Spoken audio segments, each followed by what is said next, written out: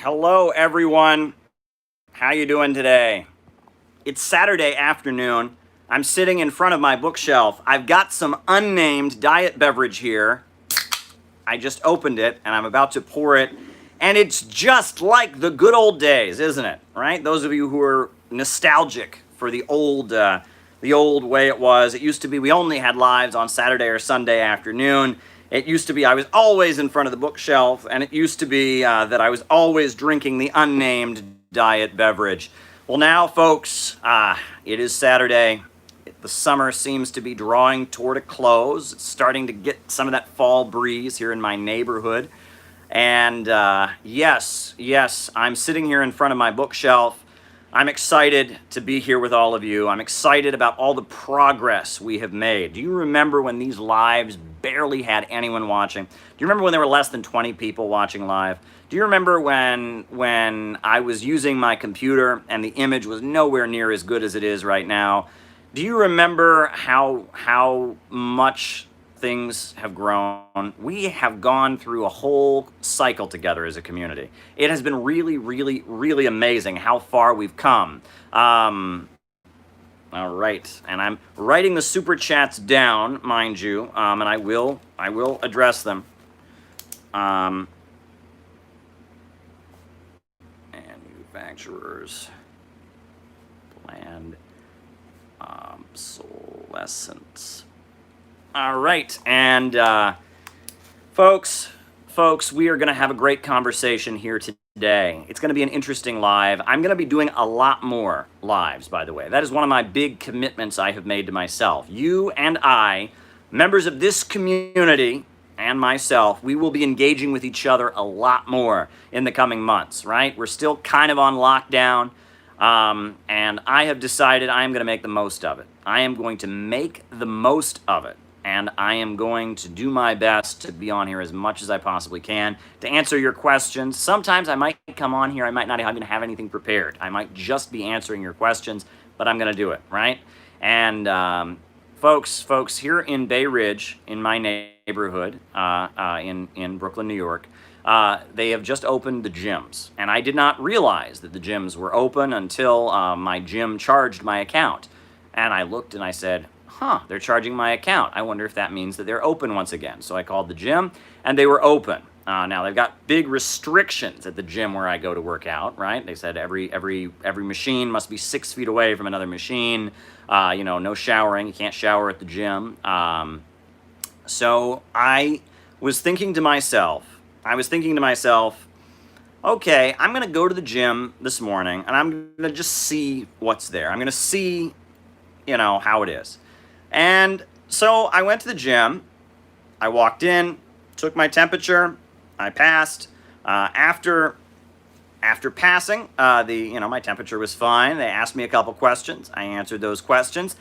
And then I went on in, I put my stuff in a locker, I got on a bike, I did 30, 40 minutes on the bike. It felt good. And I feel like now, that is a sign that things are starting to get back to normal, but I am committing to doing way more lives than I used to. We are going to do this a lot more, folks. We are going to be having a lot more conversations because it's what we can do. We can't be having big events and conferences at this time. Unfortunately, much to my frustration, we will be having chats, but I will be exercising at my gym, which is very refreshing.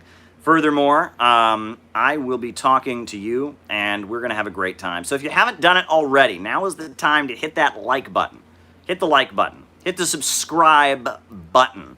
And hit the notifications bell. I know a lot of you are probably here because of the fact that you got a notification. So be sure to hit the notifications bell to make sure that you get the notifications. And we're going to be doing this. I mean, this is great. This is great, folks. I got a couple things I wanted to talk to you about. Not a big speech, not a big sermon today. Just a couple things that are on my mind I wanted to share with you. And then from there, I'll start answering your questions. We'll do our roll call, etc. So first of all, folks, I got the weekend edition of the Wall Street Journal. The weekend edition of the Wall Street Journal. Jobs market recovery at slow pace. But thesis, if you were going for your master's in 2020, writing it down.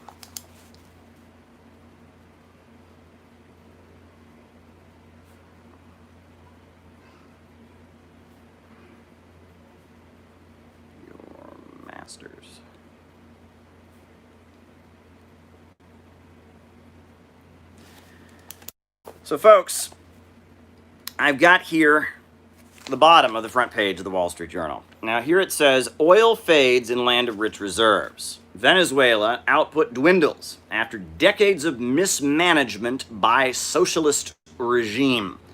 And it's at the bottom of the front page, but if you go into the Wall Street Journal, it's actually quite a big article that they've got. It's almost a whole page here. Look, and they've got interviews with people, and basically their message is Venezuela's oil output is down because of socialism. Socialism equals bad. What is interesting is that actually they're selectively reporting the news, because Venezuela hit its 77-year low in oil exports back in June. Let me repeat that. The 77-year low in Venezuelans' oil exports happened back in June. Meanwhile, in the last week, oil exports in Venezuela have actually started to go up, mainly because Venezuela is now supplying oil to India, right? Cuba was the top purchaser of Venezuela's oil, but now Venezuela is selling oil to India. So they are reporting the opposite of what's been happening. They are reporting the opposite, right? They're reporting about how low it is, it's dwindling and all of that. It was dwindling way back then. It's actually starting to get better. And folks, things are going to start getting better for Venezuela, right? Things are very, very bad in Venezuela right now, and their oil exports are quite low. However, right, I expect that in the coming months, things are going to start improving for Venezuela. Why? Because China, their economy is already back on. You can go to the movie theaters in China right now. I kid you not. You can actually go to the movie theater. China is rolling ahead from the pandemic, right? Countries like Vietnam, countries like Russia, countries like South Korea, countries like North Korea have handled this pandemic way better than Western capitalism. Venezuela has handled it way better. Nicaragua, everyone was saying, oh my God, they're doing it very badly. They've actually handled it quite effectively. And the economies of the socialist countries are moving ahead already. And they do not have the same objection to buying Venezuela's oil that Western capitalism does. But you'll notice that as things are starting to improve in Venezuela, that's when the hit piece comes in the Wall Street Journal. Because the thing is, at the end of the day, if Venezuela is not selling any oil, it's not a threat to Wall Street.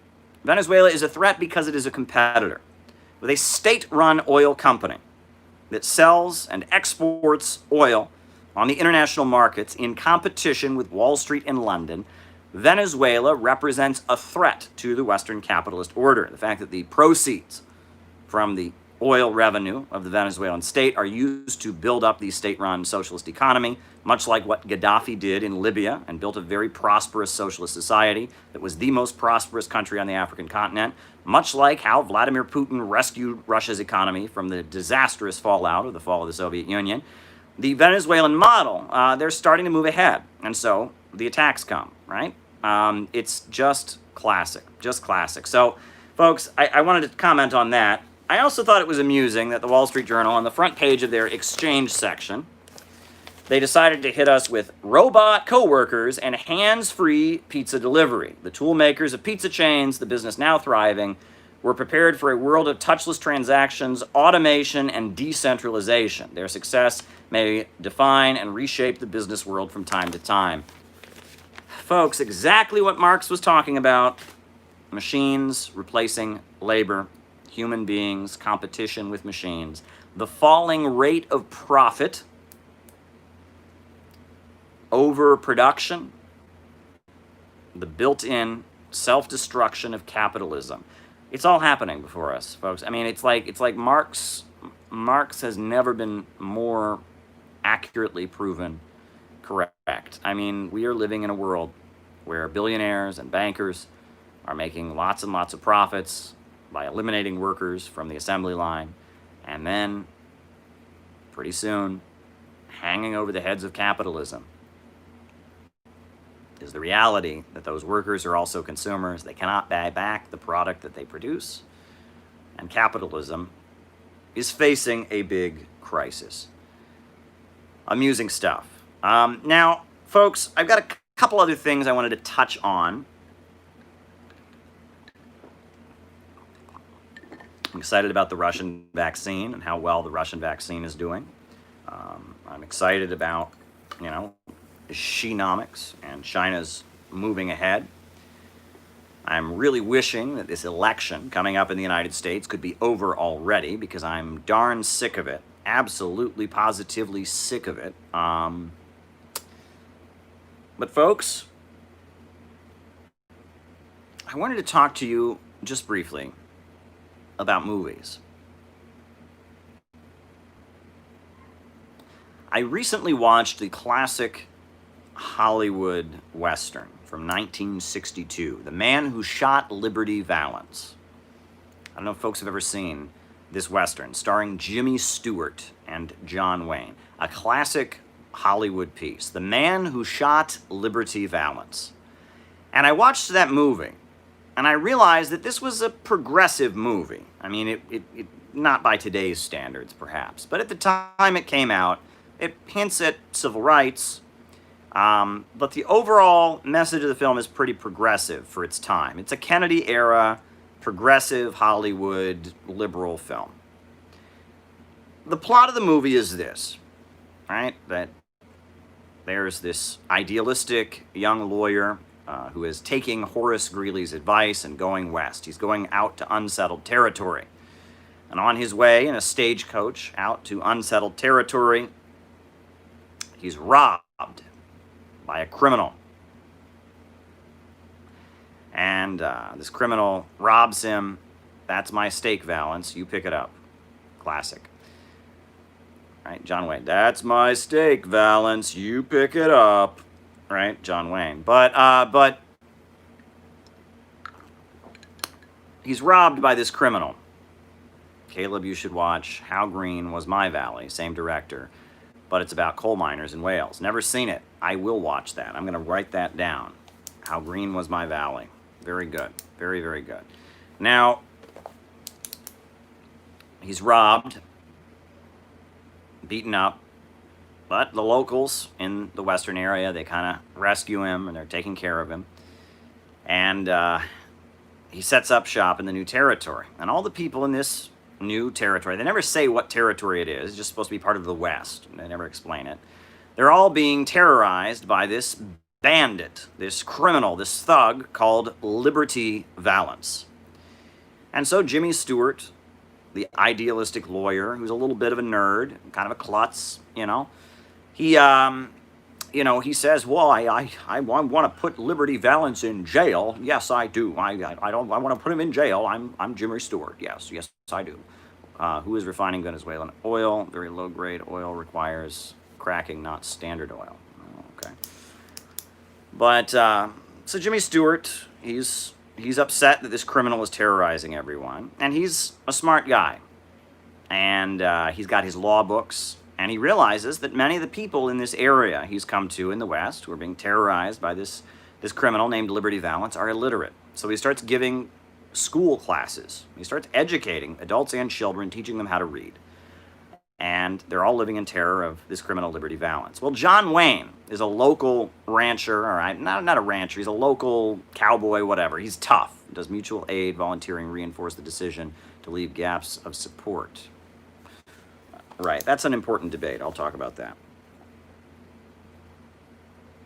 Volunteerism debate. All right, so he's saying that a law book is not going to stop Liberty Valance. He's saying that this lawyer who is idealistic doesn't quite understand that out in the West, it's the rule of a gun. It's might makes right, and that a law book is not going to defeat this criminal. But the young lawyer insists that they will have law, they will have order, they will not have the rule of the gun, they will not have the code of the West. They're going to have law and order in this unsettled territory.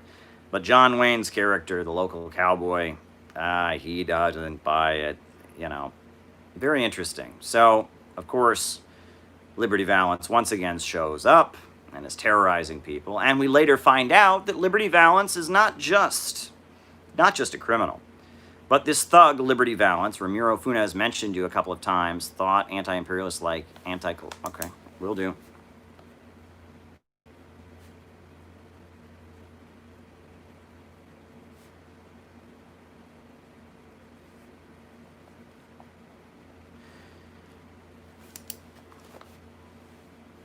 So we find out that Liberty Valance is not just any criminal. He is actually working for the big ranchers who don't want the area to become a U.S. state. People making the Soviet Union, people are always ratting each other out all the time.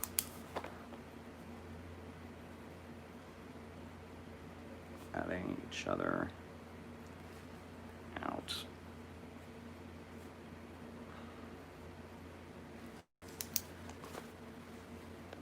So, we find out that Liberty Valance is working for the big ranchers and landowners who want to keep the territory from becoming a state. They don't want to pay taxes for schools and roads and such. They want to just keep the area an unsettled territory so they can continue to make lots of profits.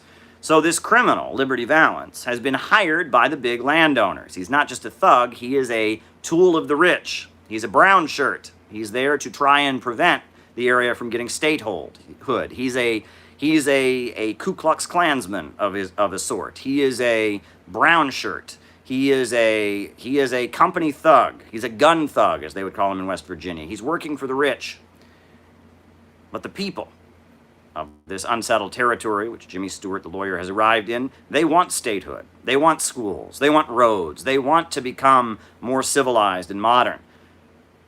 But in order to do that, they have to defeat Liberty Valance. And the town takes a vote, and they elect Jimmy Stewart, the character, to be their representative at the assembly where they're going to vote on statehood, but Liberty Valance isn't going to stand for it. So finally the showdown happens, right? The big moment in every Western where they're on the streets of the little town in front of the saloon, and they're having their showdown. Kaboom. Jimmy Stewart shoots Liberty Valance. Liberty Valance falls dead. He becomes a hero in the town. He later finds out, however, that he did not actually kill Liberty Valance. He didn't kill Liberty Valance. It was actually John Wayne's character from a distance. Got him with a rifle. And that he didn't actually shoot Liberty Valance. However, he becomes a hero. And he gets elected to the Senate. And he becomes this prominent politician known as the hero, the local hero, the man who shot Liberty Valance. And he's very popular. At the end of the movie, he's telling newspaper reporters, Gorbachev,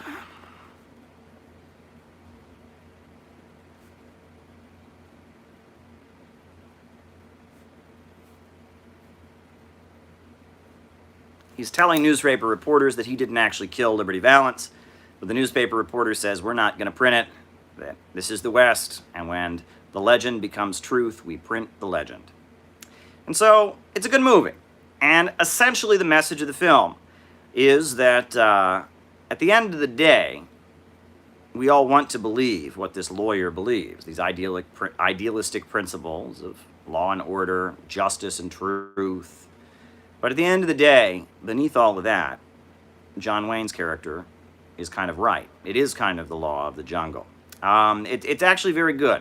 And that people want to believe in law and order. People want to believe in justice, but there is a little bit of might makes right beneath the surface, right? That basically we have the character of Jimmy Stewart. He's supposed to be like a Roosevelt. He's supposed to be like a progressive, like a liberal.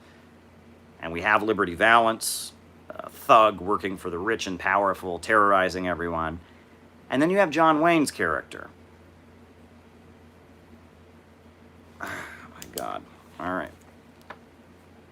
Labor. Value.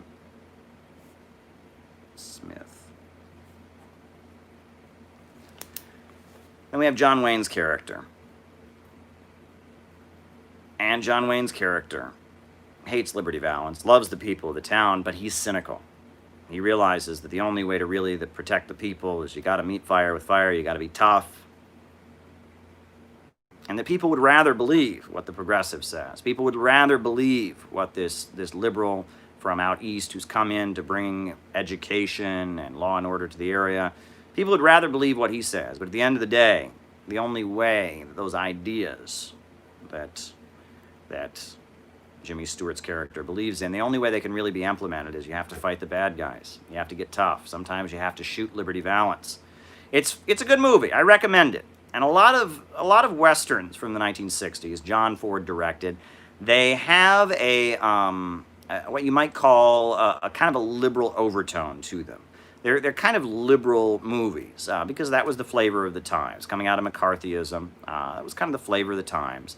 But yeah, I mean, and someone's asking me, is John Wayne a tank? Of course not. John Wayne was like one of the most right-wing anti-communist guys around.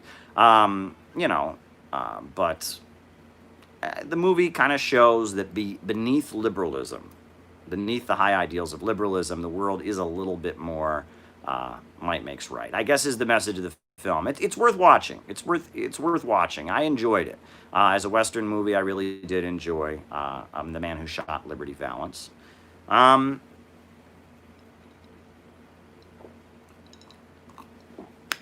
the other hand, I wanted to also touch on a book and movie that is considered a classic of American literature. It's been made into a movie at least twice, probably 3 or 4 more times. And it's called The Great Gatsby by F. Scott Fitzgerald. And I don't know if people have read The Great Gatsby, if people have watched The Great Gatsby, but there's a lot of people who dismiss it. They're like, it's just this crazy book of rich people fighting with each other. It's a lot more than that. The Great Gatsby is a very, very telling book. It's about America. It's about the American dream. It's about a lot of things, right? The Great Gatsby is very, very important. And if you read the book, it's very, very subtly political, right? And if you watch the movie, the politics can't help but come across, right?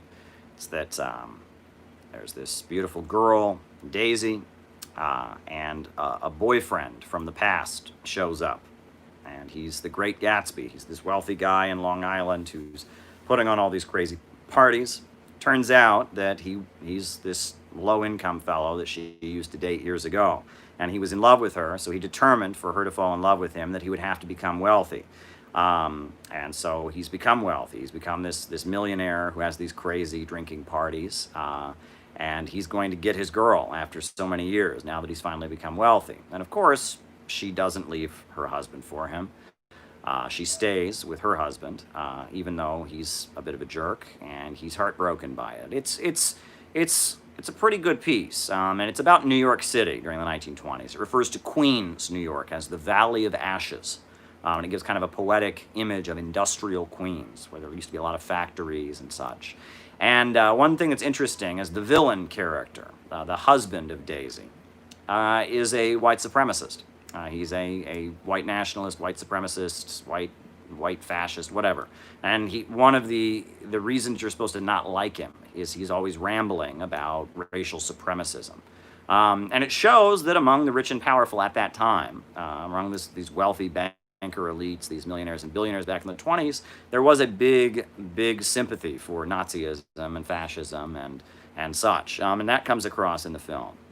The film also kind of points to nostalgia and how nostalgia drives people. And often the dreams that drive people are kind of illusions. I recommend people check out The Great Gatsby. Read the book, watch the movie. It's a good piece of literature. How can we learn from cutting-edge Chinese Marxism? Okay.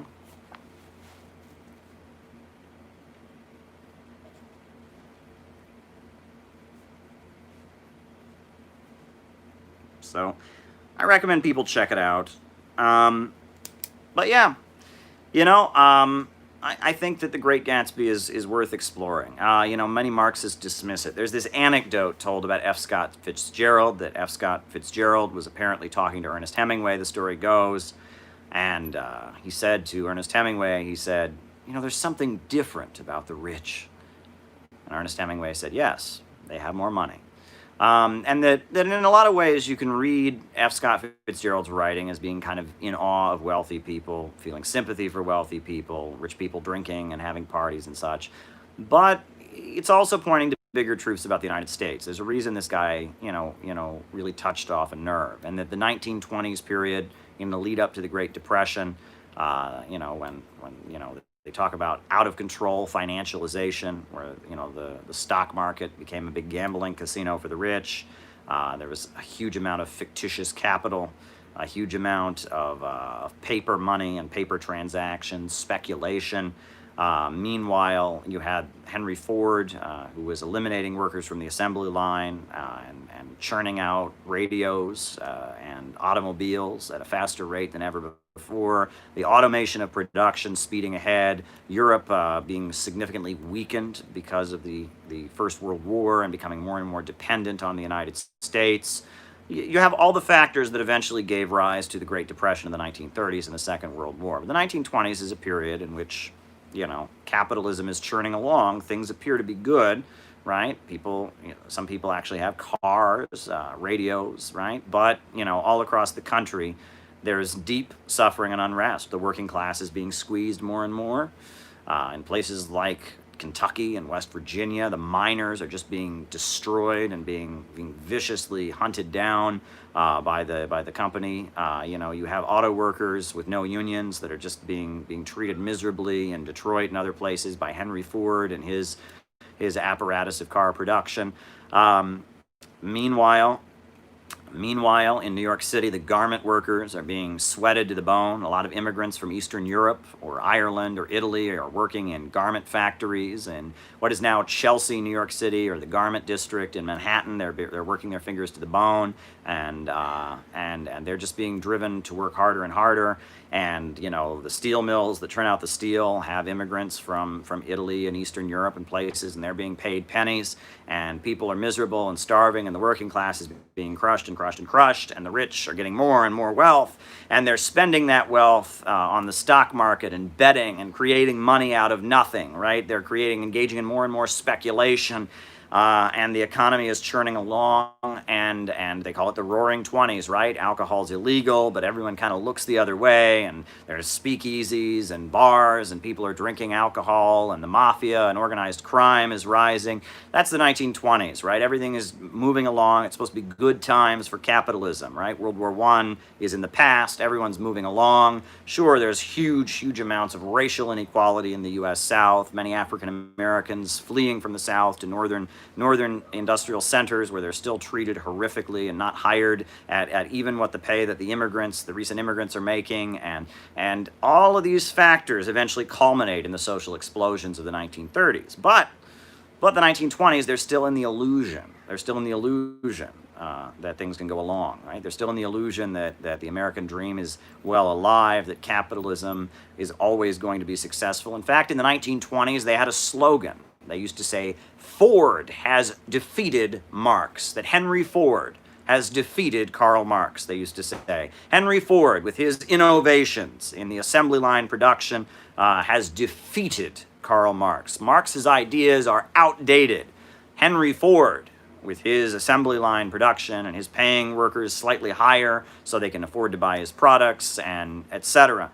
Henry Ford has defeated Karl Marx. Taylorism, right? And factory production organized very, very precisely in order to maximize profits, with the lives of workers being closely regulated by their employers. All of this has defeated Karl Marx, they're saying, in the 1920s. And in the 1920s, let us not forget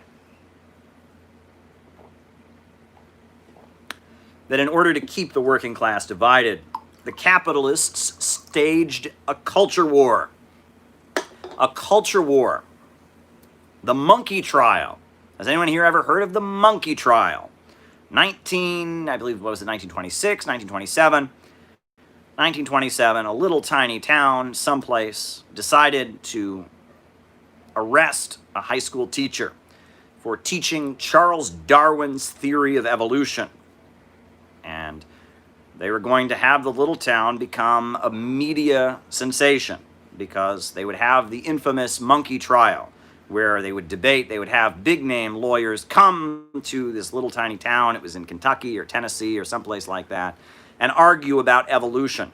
And there's a movie that was made about the Scopes monkey trial, right? It's called Inherit the Wind. It was a play and such. Throw that movie in the garbage. It's historically inaccurate. It has nothing to do with what actually happened in the 1920s at the monkey trial. What actually happened at the 1920s at the monkey trial is extremely important to understand in our time. What happened in the Hollywood movie about the monkey trial and Inherit the Wind is extremely not relevant to what we're talking about, right? In the Hollywood movie, it's a small town full of ignorant hillbillies who are going after this good science teacher, and they're having a lynch mob, and they're going to kill him, and that's not what happened. That is not what happened at all. What happened was that there was a little tiny town, I believe it was called Dayton, and Dayton wanted to get media attention for its town. It knew that the theory of Darwinian evolution was a contentious subject at the time, so they actually went as far as finding the high school football coach, not the biology teacher, mind you, the high school football coach, a guy who was very good looking, a dashing young man by the name of John Scopes. And they said, John Scopes, we are going to arrest you for teaching evolution, and this town is going to be a media sensation. And we're going to make lots of money, and people from all over the country will come, and it'll be in the media. And so it was staged. It was a staged media event. It was a staged media event, and it was a culture war. And this town did it. And it was very successful. All over the country, everyone was paying close attention to the monkey trial, right? And representing John Scopes was a very famous socialist lawyer by the name of Clarence Darrow. Clarence Darrow, the attorney, the guy who represented any time there was a communist or a socialist who was on trial, Clarence Darrow would represent them. Clarence Darrow had represented the two murderers, Loeb and Leopold, a very famous case during the 1920s, and he was known for convincing juries not to execute people. And he was a very, very charismatic orator, Clarence Darrow. So Clarence Darrow is representing John Scopes, and Clarence Darrow, of course, is an atheist, is a kind of a left-wing progressive, and such, and representing the state. The prosecutor they bring in is none other than William Jennings Bryan. William Jennings Bryan is the populist leader who took the populist movement into the Democratic Party. Right? The populist movement was an upsurge against big business that came out of the Civil War. It was small farmers, it was ministers, it was anti-capitalist, but not fully socialist. They wanted to nationalize the railways, they wanted to tax the rich, they wanted a silver standard instead of a gold standard. And this, William Jennings Bryan had taken the populist movement, the People's Party, and brought them into the Democratic Party. He became a Democrat, and he became the populist Democrat. He was never elected president, but he was the Democratic nominee, and he came very close, William Jennings Bryan. And at the trial, William Jennings Bryan, his argument against evolution, completely left out of Inherit the Wind. Inherit the Wind doesn't talk about this because that doesn't fit their historical narrative. Completely left out of the movie, completely left out of anything. William Jennings Bryan's biggest argument against Darwin's theory of evolution was that it led to predatory capitalism. William Jennings Bryan is an evangelical Christian, but also a populist. And he says, look at these factories where they're working the people to death. Look at how people are being exploited. Look at child labor. I mean, look at all of this. What do the bosses and the capitalists use to justify this? They use Darwin's theory of evolution. They use social Darwinism.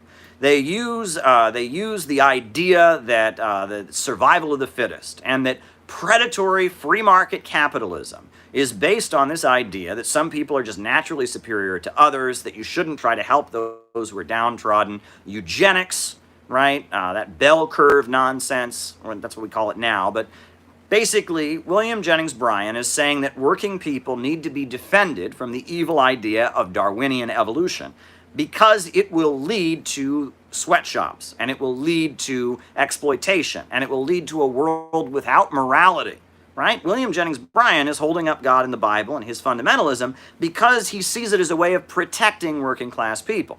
Now, Clarence Darrow, the attorney who is representing John Scopes, is arguing, well, we need science and reason and historical progress, and that it is important we have to have free discourse, and that evolution must be allowed because it is a scientific fact, and you cannot stop the wheels of history. And Clarence Darrow is also a socialist, a leftist. He hangs out with the Communist Party and stuff, but he is an atheist, and he's a progressive, and he's making that argument. But who is covering the Scopes monkey trial for the New York Times? Who is covering the Scopes monkey trial for the New York Times? That would be H.L. Mencken. H.L. Mencken, the columnist for the New York Times, who is a noted racist and a noted classist. And he, of course, doesn't believe in biblical creationism. He is a Darwinist. He believes in evolution and such. And William Jennings Bryan and the working class people of this small town, that are supporting William Jennings Bryan and opposing evolution, are subject to the most classist ridicule by H.L. Mencken. He says these are ignorant fools. He says these poor people who work in mines, these poor farmers, they're inferior rabble. He argues, he says horrendous things about the working class people of Kentucky and Tennessee and other places. He says that they are inferior. He says that they are proof of evolution. Look, these ignorant people that exist, they're no better than monkeys. That's what he's saying. He's demonizing the low-income working class people who are opposing evolution. And he's saying that they are inferior rabble. He's opposing labor laws. He's saying that William Jennings Bryan and populists are dangerous because they want to organize these ignorant rabble. So H.L. Mencken and the New York Times are taking the position that evolution should be taught and that and you shouldn't protect working class people. They're inferior. He's taking just the most blatant elitism. Meanwhile, William Jennings Bryan is taking a populist position and fitting a struggle for economic justice into his anti-Darwinian fundamentalist ignorance, right? Meanwhile, Clarence Darrow is kind of a leftist and a progressive, and he's defending science and historical progress. And what did the Communist Party of the United States say about the monkey trial? What did they say about it? Well, you would assume, right? Well, they took the left-wing position, right? They're in favor of evolution. No, you're wrong. The Communist Party of the United States was neutral. They were neutral. They did not support fundamentalist ignorance. They believed in Darwinian evolution. They believed in dialectical materialism, so they didn't support William Jennings Bryan and his fundamentalist ignorance and his conservative reaction. But they also did not support H.L. Mencken. They did not support the New York Times because they saw that the New York Times was using ridicule of working class people who are religious, waging a culture war in order to justify greater predatory capitalism. The Communist Party said that the monkey trial was a distraction. And they said that what the media should be focusing on was Sacco and Vanzetti, right? A very important case that was going on that the media was ignoring. Two labor leaders, Sacco and Vanzetti, were framed for murder and electrocuted, and all over the world, in the Soviet Union, in Italy, in France, in Germany, in the United States, working class people and labor organizers were marching to free Sacco and Vanzetti. And the media ignored Sacco and Vanzetti's case and pretended it wasn't going on as these two working class leaders, Italian-American immigrants, were railroaded to the electric chair and electrocuted. The media ignored it, but instead tried to incite deeply religious workers against more secular workers and wage a culture war, right? And the New York Times was using classist bigotry, and William Jennings Bryan was invoking ignorance, but mixing it in with a populist appeal, and that the monkey trial of 1926, 1927, the monkey trial was a distraction from the class struggle, number one. And furthermore, the monkey trial, at the end of the day, was a means of breaking solidarity among the workers. It was much like what the German Kaiser had done, right? Back in the days when socialism was emerging and Marxism was emerging in Germany. The Kaiser, the German state, in order to keep the workers divided, in order to weaken the Marxist movement and the Social Democratic Party of Karl Kautsky and others, in order to weaken it, they would stage culture wars, Kulturkampfs, where Catholic workers would be played against Protestant workers. Secular workers would be played against religious workers. They would have a fight. Are we going to use a Protestant Bible or a Catholic Bible in the schools? Fight it out, workers. That the use of culture wars to divide working class people, to play them against each other, to appeal to people's bigotry, that was essential in keeping back and holding back the working class movement. And that the monkey trial of the 1920s was nothing but the same tactic. It was a staged trial. I'll let you in on a little secret. John Scopes, the guy that they had on trial for teaching evolution, like I said, not the biology teacher at the high school, but rather he was the football coach. he didn't even teach the kids evolution. And the day before the trial, actually the morning of the trial, in order to make sure the kids didn't commit perjury when they testified that he taught them evolution, he sat in his car, in the back of his little car, with the two kids who were going to testify against him, and read them out loud from Charles Darwin. So the kids could testify that, yes, John Scopes taught them evolution. The whole thing was staged. It was a staged event. It was a culture war intended to hold back the class struggle. And that the ruling class in the 1920s was very, very afraid of class struggle breaking out because everywhere it was happening. The miners' union, the miners were fighting back. John L. Lewis was rising. Meanwhile, the Communist Party was organizing among the garment workers of New York City, and they were battling back against the AFL machine, led by David Dubinsky and others. And all over the country, the specter of class struggle was haunting things. The Ku Klux Klan, the fascist, racist movement, was mobilized during that time, and they had marches of hundreds of thousands of people on Washington against Columbus Day. Bet you didn't know that, right? But there was national marches on Washington by the Ku Klux Klan against Columbus Day. No, they were not marching because they felt that Christopher Columbus was a genocidal murderer who killed Native Americans. The Ku Klux Klan would probably be okay with that kind of thing.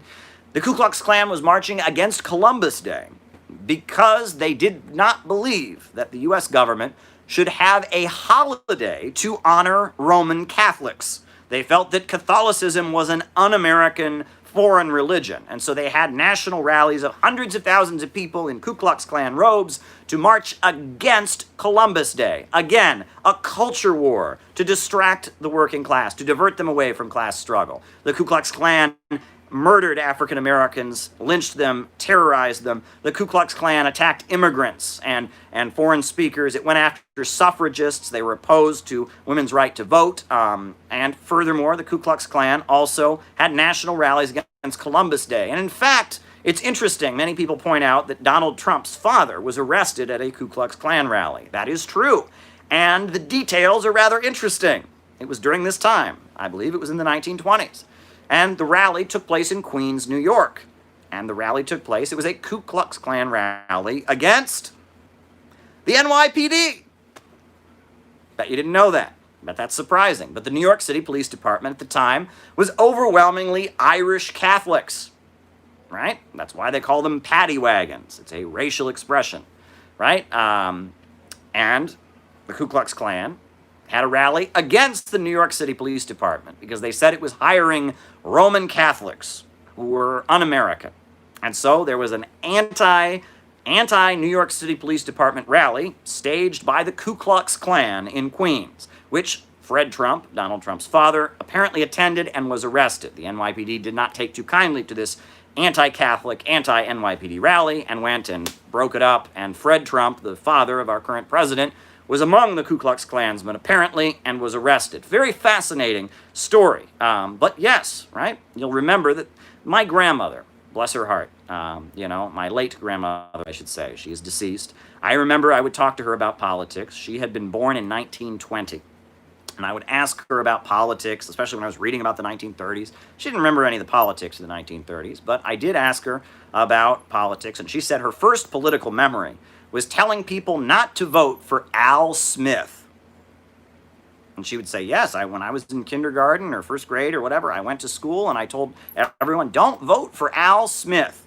And why did she not? Why did her little kindergarten self say not to vote for Al Smith? Well, her parents were bigoted and anti-Catholic. She was Irish Protestant like myself. That's where I come from. And essentially, Al Smith had been a very prominent New York City politician, Al Smith. And Al Smith was Roman Catholic, and he had been the Democratic nominee for president, and the Catholicism of Al Smith had been the main reason that people had been encouraged to vote against him, right? The Republicans, in order to defeat Al Smith, waged an anti-Catholic campaign. They said he'll be loyal to a foreign government, the Vatican. It was pretty wild, but Al Smith, this very prominent New York City politician, a machine politician in New York City, if ever, by the way. He was Tammany Hall up and down. He was a corrupt Democratic Party figure, if ever. Al Smith was defeated because he was Catholic. What's interesting is that later, during the 1930s, Al Smith went on to become a fascist. Al Smith was a Democrat, but he did not like Roosevelt. And so he pushed the idea that Roosevelt was a communist, and he formed the American Liberty League, a group of Democrats who opposed Roosevelt and accused Franklin Delano Roosevelt of being a communist. And Al Smith, and they still have the Al Smith dinner here in New York City every year. Al Smith is like an institution. He was a big name, very powerful politician here in New York City, and he was anti-Roosevelt, and it's very, very fascinating. Very, very fascinating history there. But I think we can learn from the monkey trial. No more culture wars, right? No more culture wars. No more hating working class people for finding consolation in religion. No more letting the bosses divide us that way. Solidarity, class struggle. Furthermore, I think we can learn from the great line of the Great Gatsby, right? There's, it's the line that made the movie. Leonardo DiCaprio is standing there, and the narrating character says to Leonardo DiCaprio, who's playing the title character, the Great Gatsby, Jay Gatsby, says to him, "You can't repeat the past." To which Jay Gatsby replies, "But of course you can." And that is the danger, isn't it? Living in the past. Nostalgia, trying to go back to what once was, looking backwards, not looking forward. That is the danger. And then many people try to do that. Many people have a memory of some great time in their life, and they try to recreate it. And I think the Trump campaign is largely playing on that. Donald Trump's campaign is a nostalgia campaign. He's trying to remind older folks in the Midwest about the good old days. Don't you remember when America was number one? Don't you remember when everyone had good paying factory jobs? Don't you remember when Ronald Reagan was president and we fought the commies? Don't you remember the good old days when Donald Trump is up there railing against communism? When Donald Trump is talking against protesters and police brutality. Now that Donald Trump is up there banning critical race theory from government job trainings, Donald Trump is trying to get a lot of working class people who've seen their country go down and down and down, have seen their living standards go down and down and down. He's saying to them, I can recreate the past. Well, you cannot recreate the past. Look what happened to Jay Gatsby when he tried to recreate the past. The point of the novel is history is over. History is like a train speeding forward. The past cannot be recreated.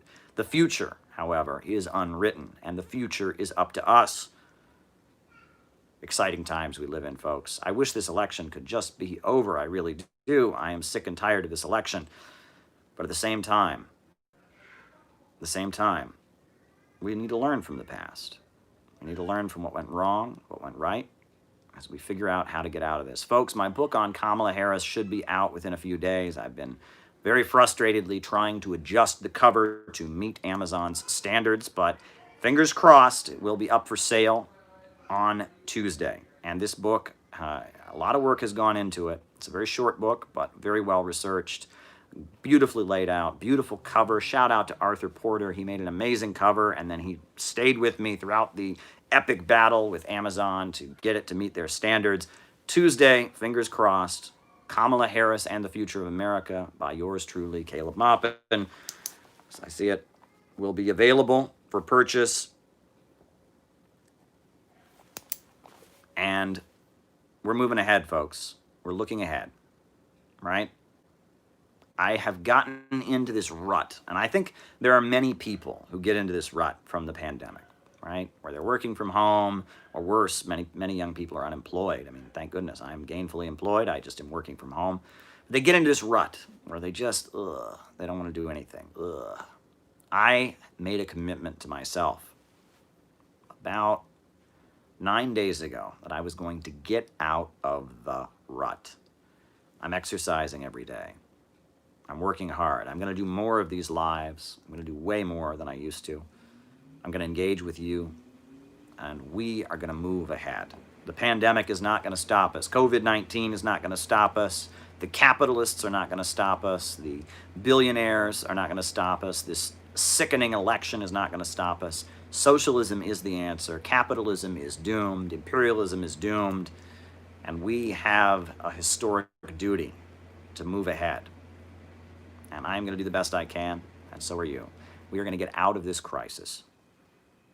Welcome, folks. Glad to be with you on a lovely Saturday afternoon. And on that note, thank you, Herb Bryan. On that note, folks, names and locations, while I pour some more unnamed diet beverage. Names and locations, I will call you out as I see you.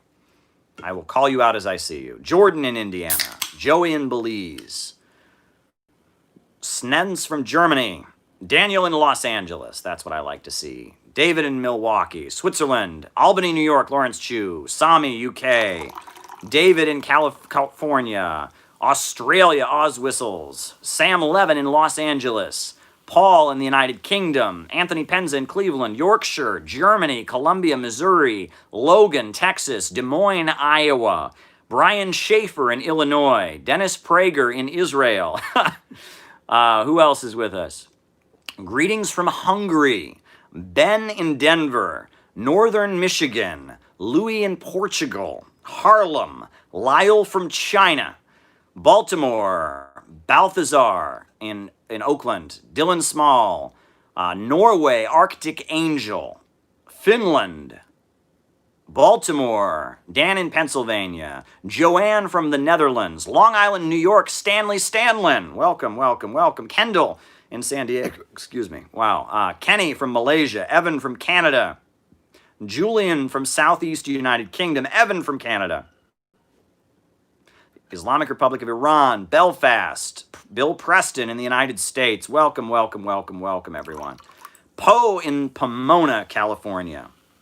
Herb Bryant is watching from Tampa, Florida. Welcome, Herb. Shaniqua from Buffalo. Rocky from Reno. Chandler in Georgia. Plymouth, United Kingdom. Antoine from France. Vallejo, California.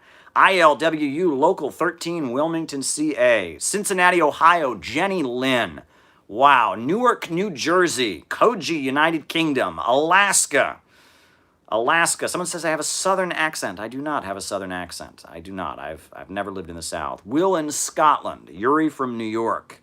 I have a Midwestern accent, but I think it's pretty New York nowadays. I've been in New York long enough. When I first moved to New York, or East Turkestan, someone said. When I first moved to New York, Jacksonville, Florida. When I first moved, United Kingdom, when I first moved to New York, I remember people used to come up to me and say, I love your accent. And I'd be like, what accent? Let me rephrase that. People used to come up to me and say, I love your accent, Caleb. I love your accent. I love your accent. And I'd say, what accent? I have no accent.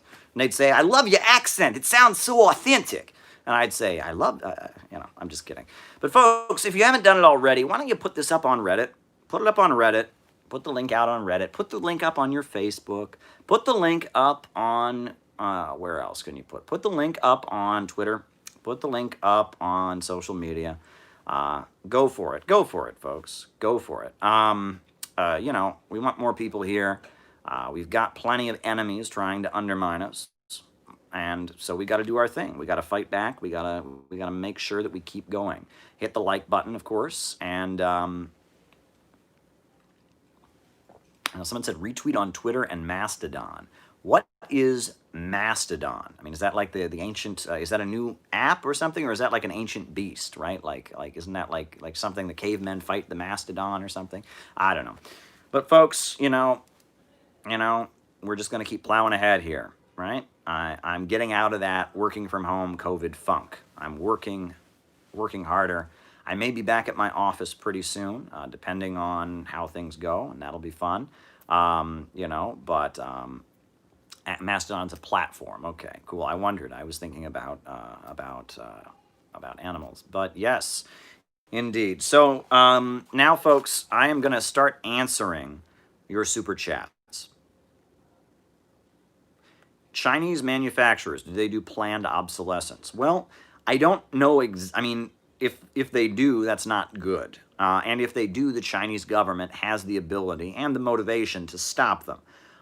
One thing that I'm very aware of is that one of the biggest critiques of Apple phones that I've heard from fans of Huawei is that Huawei phones last way longer, right? If you have an Apple phone, the battery runs out and all that. Apple actually got caught with intentional planned obsolescence on their phones, I believe.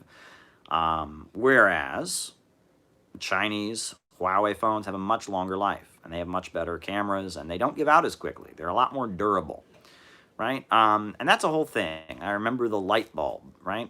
Supposedly the first light bulb still works, and the light bulbs break more easily. They have planned obsolescence, right? If they made a thicker wire in the light bulb, it would last way longer, but they don't do that because they want you to buy more light bulbs, so they make profits.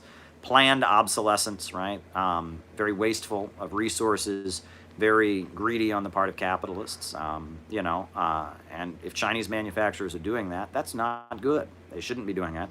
And I hope that the Chinese state would step in and stop them from doing it. And from what I've seen about Huawei phones, they seem to have a much longer life. They seem to not be doing that kind of thing. But that's not to say that no Chinese capitalist would do such a thing, right? Capitalists want to make profits. That's what they do. It is in the nature of capitalists to scheme and maneuver and do things that are for their own interest. That's the nature of capitalism. And in China, they have a mechanism by which they can step in and stop that. Now, we have such mechanisms. We have consumer protection boards and such. But in theory, China should be able to stop that. And Huawei phones are much better than Apple phones, mainly because they don't seem to be breaking down as quickly. So that makes me think that Chinese manufacturers are not as into planned obsolescence as some others would be. Now, one thing I want to mention is back in 2015, before the war on Huawei really got going, the Harvard Business Review ran a great article about Huawei technology and profit sharing and how the secret to Huawei's explosion into what is now the world's largest telecommunications manufacturer, sending phones all over the world. The secret has largely been profit sharing. And I think that's fascinating. And we know that it is U.S. State Department policy to try to crush the largest telecommunications manufacturer in the world. Now, the free market says we should just make better phones. But it seems that the State Department is moving to crush Huawei technologies. The U.S. government is accusing them of being spy phones, right? I think it's hilarious, right? It's going to be like, one day we're just having a normal life. We're just living our normal life. And then all of a sudden our phones are going to wake up and jump on our faces. The Chinese are coming. And the Chinese spy planes are flying overhead. We've been attacked by our Huawei phones. It's ridiculous. It's like isn't there a horror movie? Attack of the Killer Tomatoes, where a bunch of tomatoes sprout teeth and start jumping on people's faces. That's what they want us to think that Huawei is going to do, right? It's a sleeper cell for the Chinese Communist Party.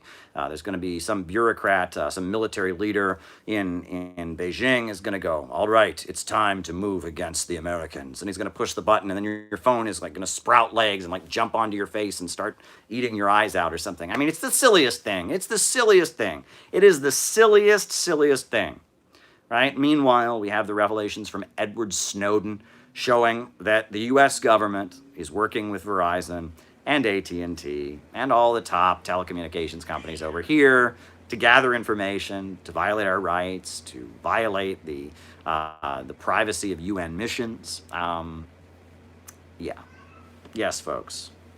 Yeah. Be very, very afraid of Huawei. Be very, very afraid.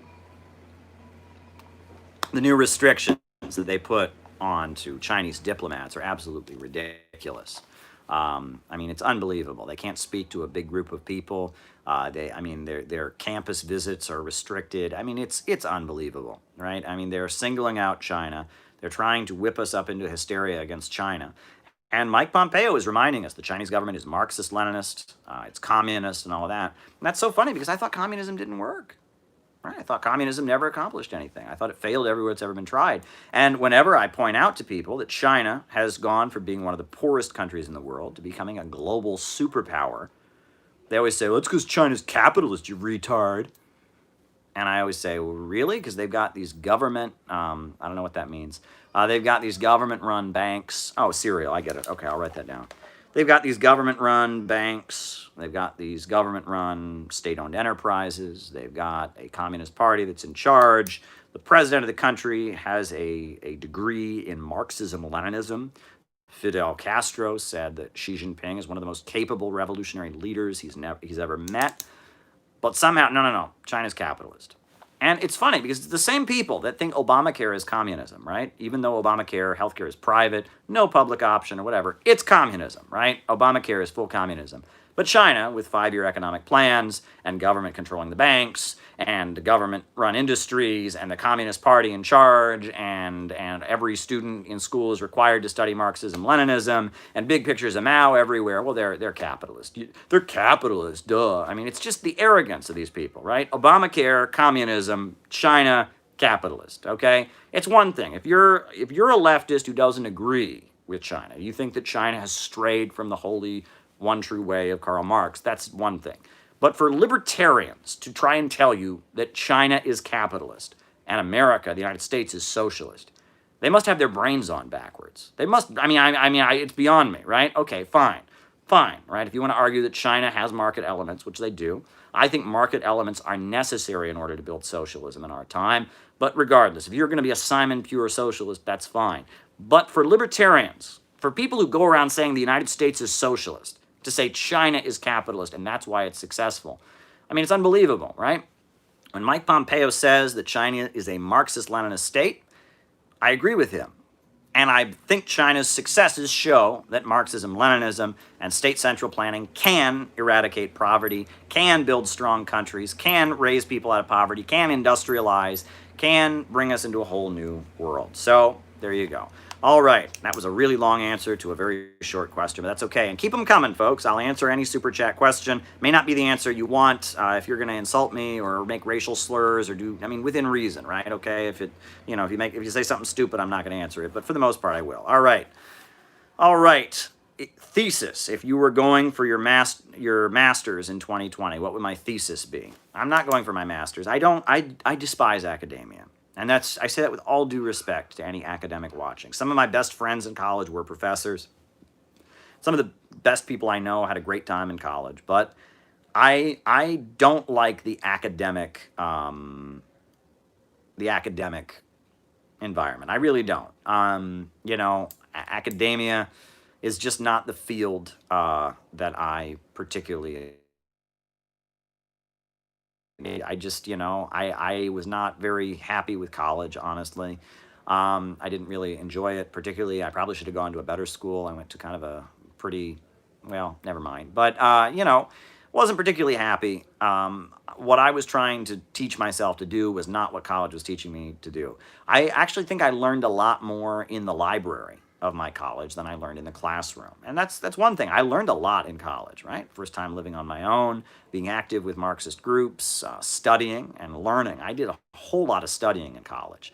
The joke is I didn't get good grades in college because I was too busy studying. Honestly, I was fascinated, and I made a point. I studied everything, and I studied politics with a level of depth that I had never really engaged with. I read a lot of stuff, and my first introduction to Marxist economics and all of that. So college was a very productive time for me. Just not a lot of that productiveness was in the classroom. But other people have really gotten a lot out of college and university, right? So, to each their own. But I don't even know. What kind of things do people write their master's theses on? I don't know. I don't have a master's. So there you go. All righty. Now, someone raised volunteerism and mutual aid and does that and encourage the capitalists to leave gaps. That is a very good point. That's an extremely good point, actually. Communists have worked very hard and protested against what they call volunteerism. Bet you didn't know that. But yes.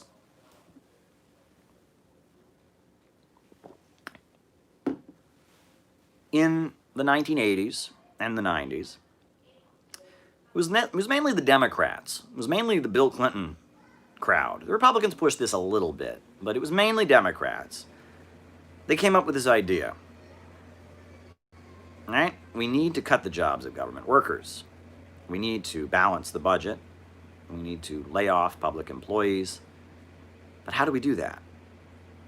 How do we do it? I mean, what method could we use to eliminate government jobs, right? If we say, Republicans say austerity. They say they're against big government. People vote for us because we're supposed to be the alternative.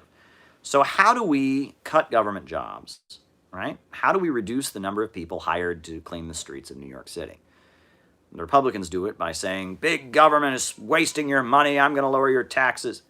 Democrats do it by saying, I love my country so much. Why, these young people in our schools, they should volunteer and they should go sweep the streets. Right? So instead of paying sanitation workers decent wages, benefits, union contracts to go out and sweep the streets, they get a bunch of high school kids who get into this patriotic fervor and they go out and do it for free. That's volunteerism, right? And that's not good, right? Similar to what some Republicans were doing with their welfare to work program, right? They call it welfare to work, right? The idea is if you're a low-income person who receives public assistance, they will help you find a job. And that job you get will be at much lower pay than maybe even minimum wage. But the government will find you this job, and you have to earn your benefits by doing the job of government workers for free. Or we rent you out to an employer, and the employer pays the state rather than you, and you just get your welfare benefits, right? There are a lot of these schemes that they have figured out, right?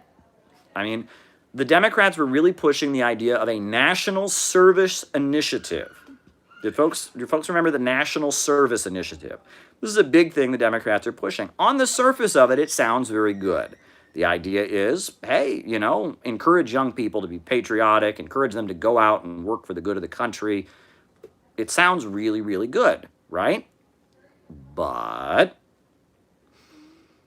what they will do is things that government employees would get paid decent salaries to do with benefits and union representation, right?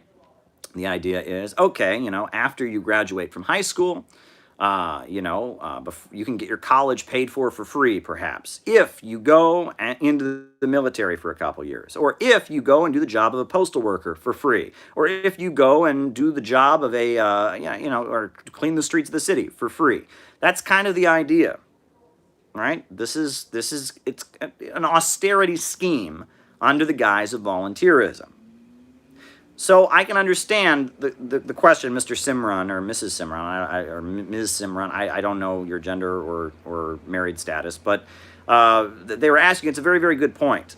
What's very interesting, is that one thing that many people have pointed out is that in a lot of cases, the welfare state was created to fill the void, to prevent revolutionaries. For example, the free breakfast program, right? We have it, right? In U.S. schools, if you are low income and, you can come to school and you can get a breakfast for free before school. Why do we have that program? Who started it? Richard Nixon. Why did he start the program? Because there was this thing called the free breakfast program by the Black Panthers. And low-income children were going and getting free breakfast from the Black Panthers and learning about communism and being, read Mao's little red book and eating breakfast before school.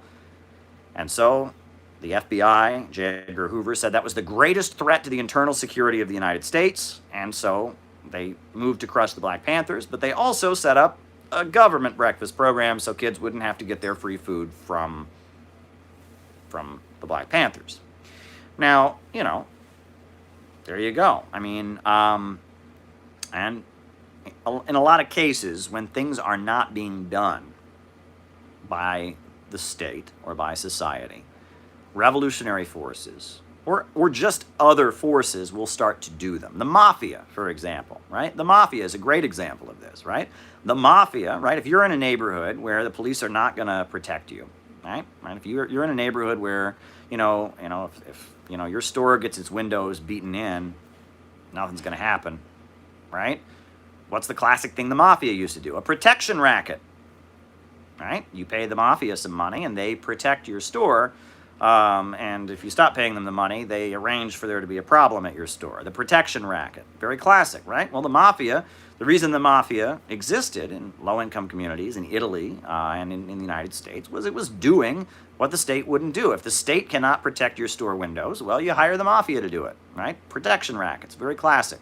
Very, very classic. People talk about the fire departments of New York City. Probably started out as a protection racket, not by the Italian mafia, but by Irish Americans, right? That, they had this group of guys who went around, they had big trucks and fire hoses, and they would go to your house and they'd say, if you pay us a certain amount of money, if your house catches on fire, we'll come and put it out. And, if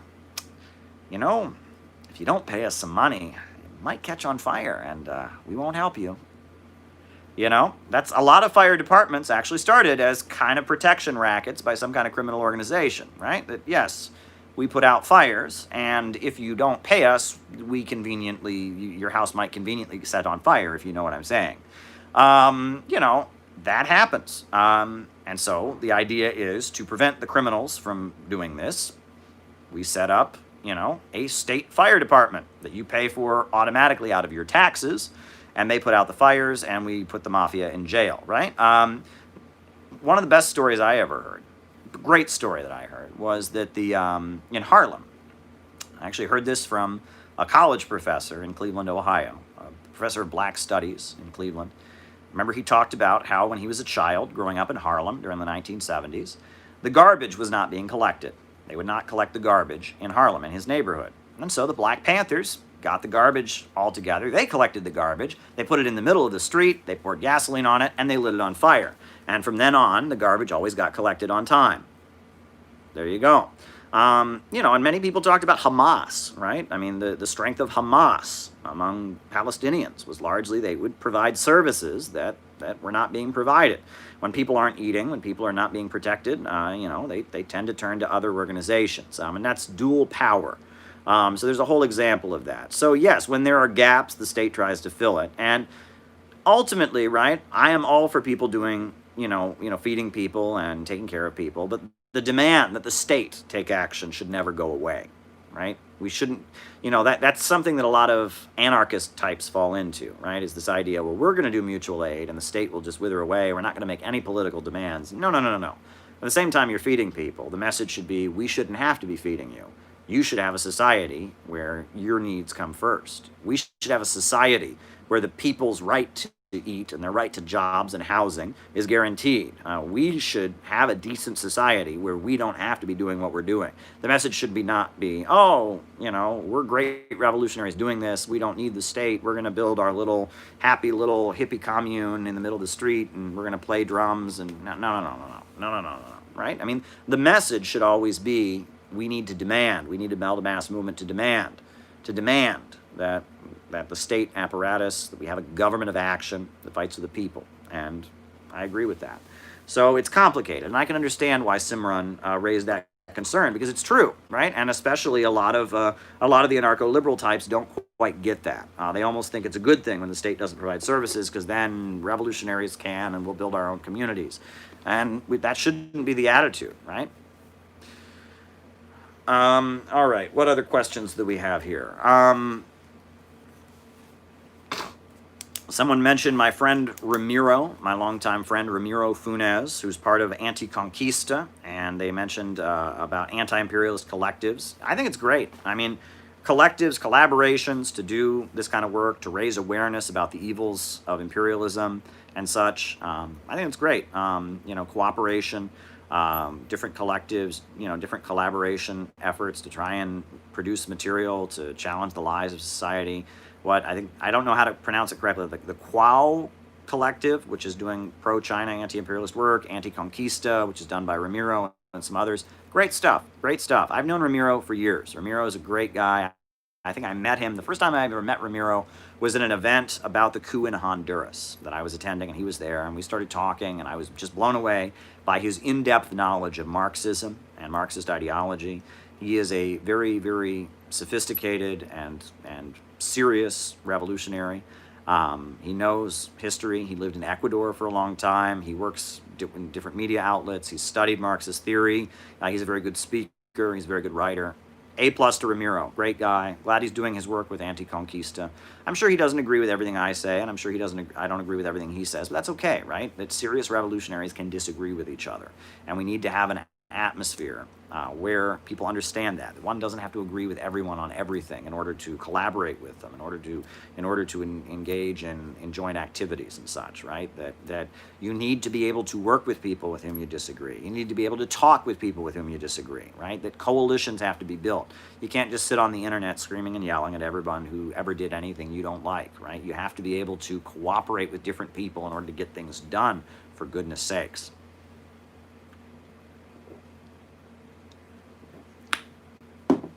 Alrighty. All right. Ratting each other out all the time in the Soviet Union. Well, I mean, I guess the question from the person was, is it true that in the Soviet Union, or what do I think of the allegation that in the Soviet Union people ratted each other out all the time?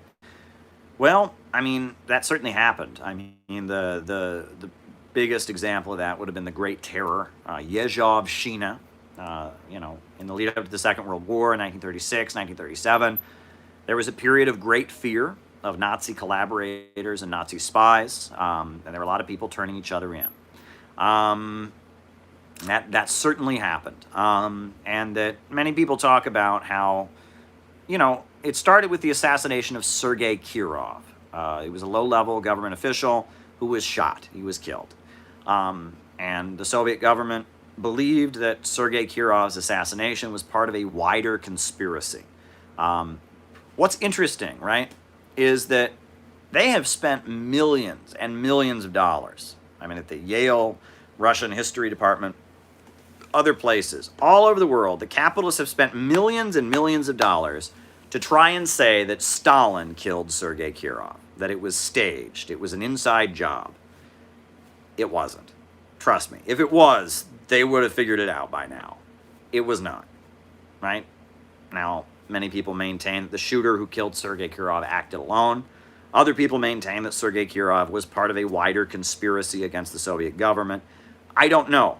I don't know enough about Soviet history, and I've read different things from different sources. But the idea that Sergei Kirov was killed in a false flag by Stalin so he could have an evil, maniacal coup, that's been pretty widely debunked. No one can really find any evidence of that. Trotsky didn't believe that.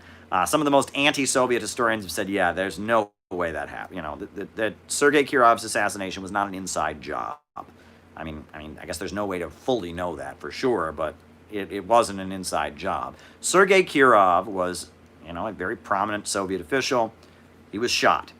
So following that, the Soviet news and the Soviet media started talking about a conspiracy, a block of rights and Trotskyites, they were called, who were conspiring against the Soviet government in collaboration with Japan and Nazi Germany. And there were the famous trials where Zinoviev and Bukharin, confessed that they'd been involved. Some people say those confessions are not legitimate. Other people, including the U.S. ambassador who was there, he said it was legitimate. A lot of Americans who observed it said it was legitimate, but at the same time, there were many people who said it was not legitimate, right? John Dewey, many intellectuals said this is a staged show trial. I don't know enough about, I can't get into that, right? I do know that what happened is following the assassination of Sergei Kirov, there was a widespread fear throughout Soviet society. People were terrified, and people started turning in their neighbors and things like that. And that was bad. And that period is remembered as a very, very dark time in Soviet history. It was awful. And a lot of very, very good, innocent people ended up, thank you, Marco, ended up going to gulags. And that's wrong. And there's no reason that anyone should gloss over that, right? That regardless of why it happened, was there really a Nazi plot? Was there, was it all, false? Regardless, everybody agrees what happened, that Great Terror, Yezhov-Shina, was awful. It was awful. Now, the population had been traumatized. They had been through the Russian Civil War, in which millions of people died. And they had experienced great, great pain and hardship. They had seen, they'd been through a lot, and they were rapidly industrializing the country to prepare for a German invasion. that the population largely believed was probably inevitable, right? The Nazis were going to invade the USSR. There was going to be a big anti-Soviet war at some point staged by the capitalists. They were rapidly industrializing the country. And, despite the fact that, yes, they went from living in huts with no running water and no electricity to living in modern apartment buildings, a lot of those new apartment buildings that former Soviet peasants were living in, they had one bathroom that was shared by 4 families, right? That happened, right? Again, it's a huge improvement over what was there before, right? Prior to that, people had been living without running water, without electricity, in like primitive huts. Well, thanks to the Soviet Union and state central planning, they lived in a modern building with electric lights and running water and everything, but 4 families might share the same bathroom. And if that were the case, you can imagine if you shared a bathroom with 4 other families, tension may arise at some point. And a lot of times, personal disputes played a role, unfortunately, in the turning people in, and into the Great Terror, into Yezhovshchina.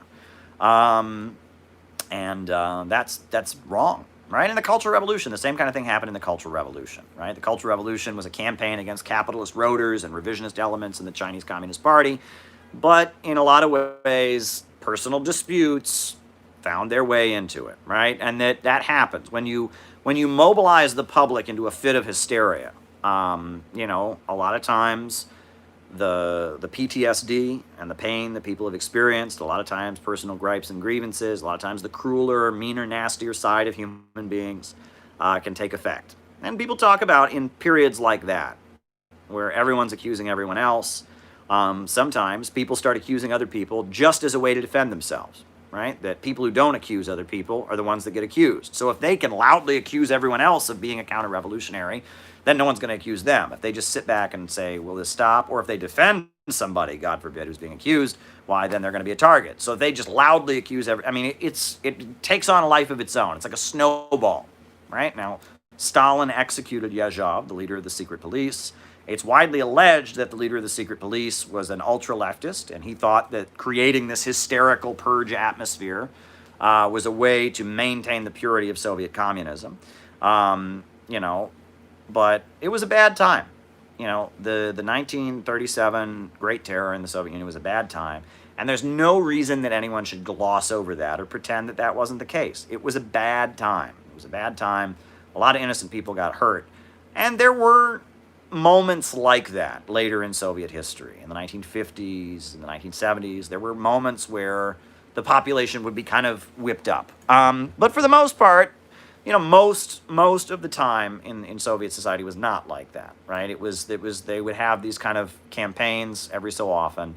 What I think is interesting is that all societies throughout history, turning each other in, that's been done. That's, unfortunately, every society has that to some degree or other. In the United States, in the 1980s, children were encouraged to turn in their parents for using drugs. That was very common. They'd have these school programs where you remember DARE? I remember DARE, right? Now, they didn't encourage me to turn in my parents. My parents didn't use drugs anyway, so I wouldn't have had anything to turn them in for.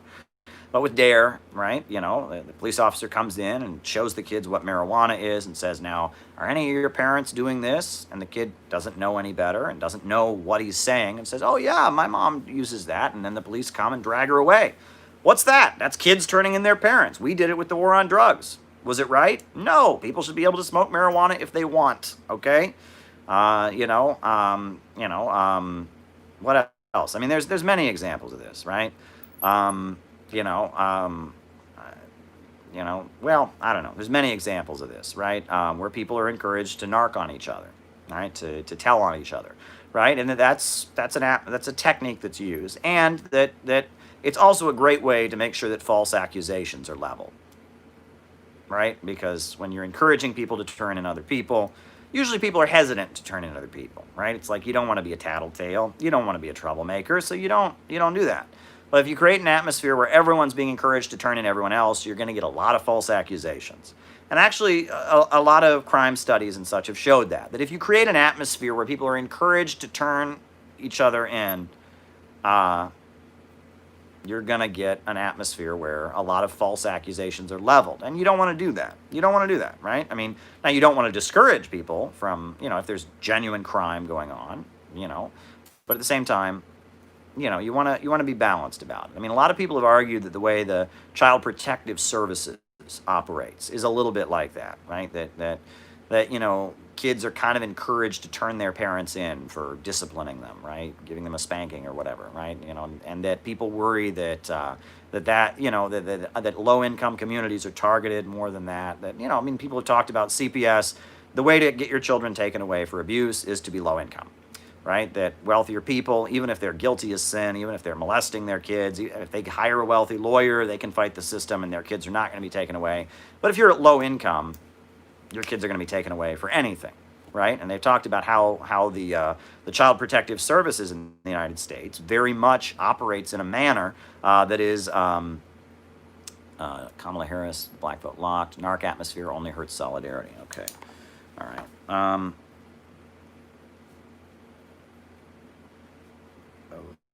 Locked.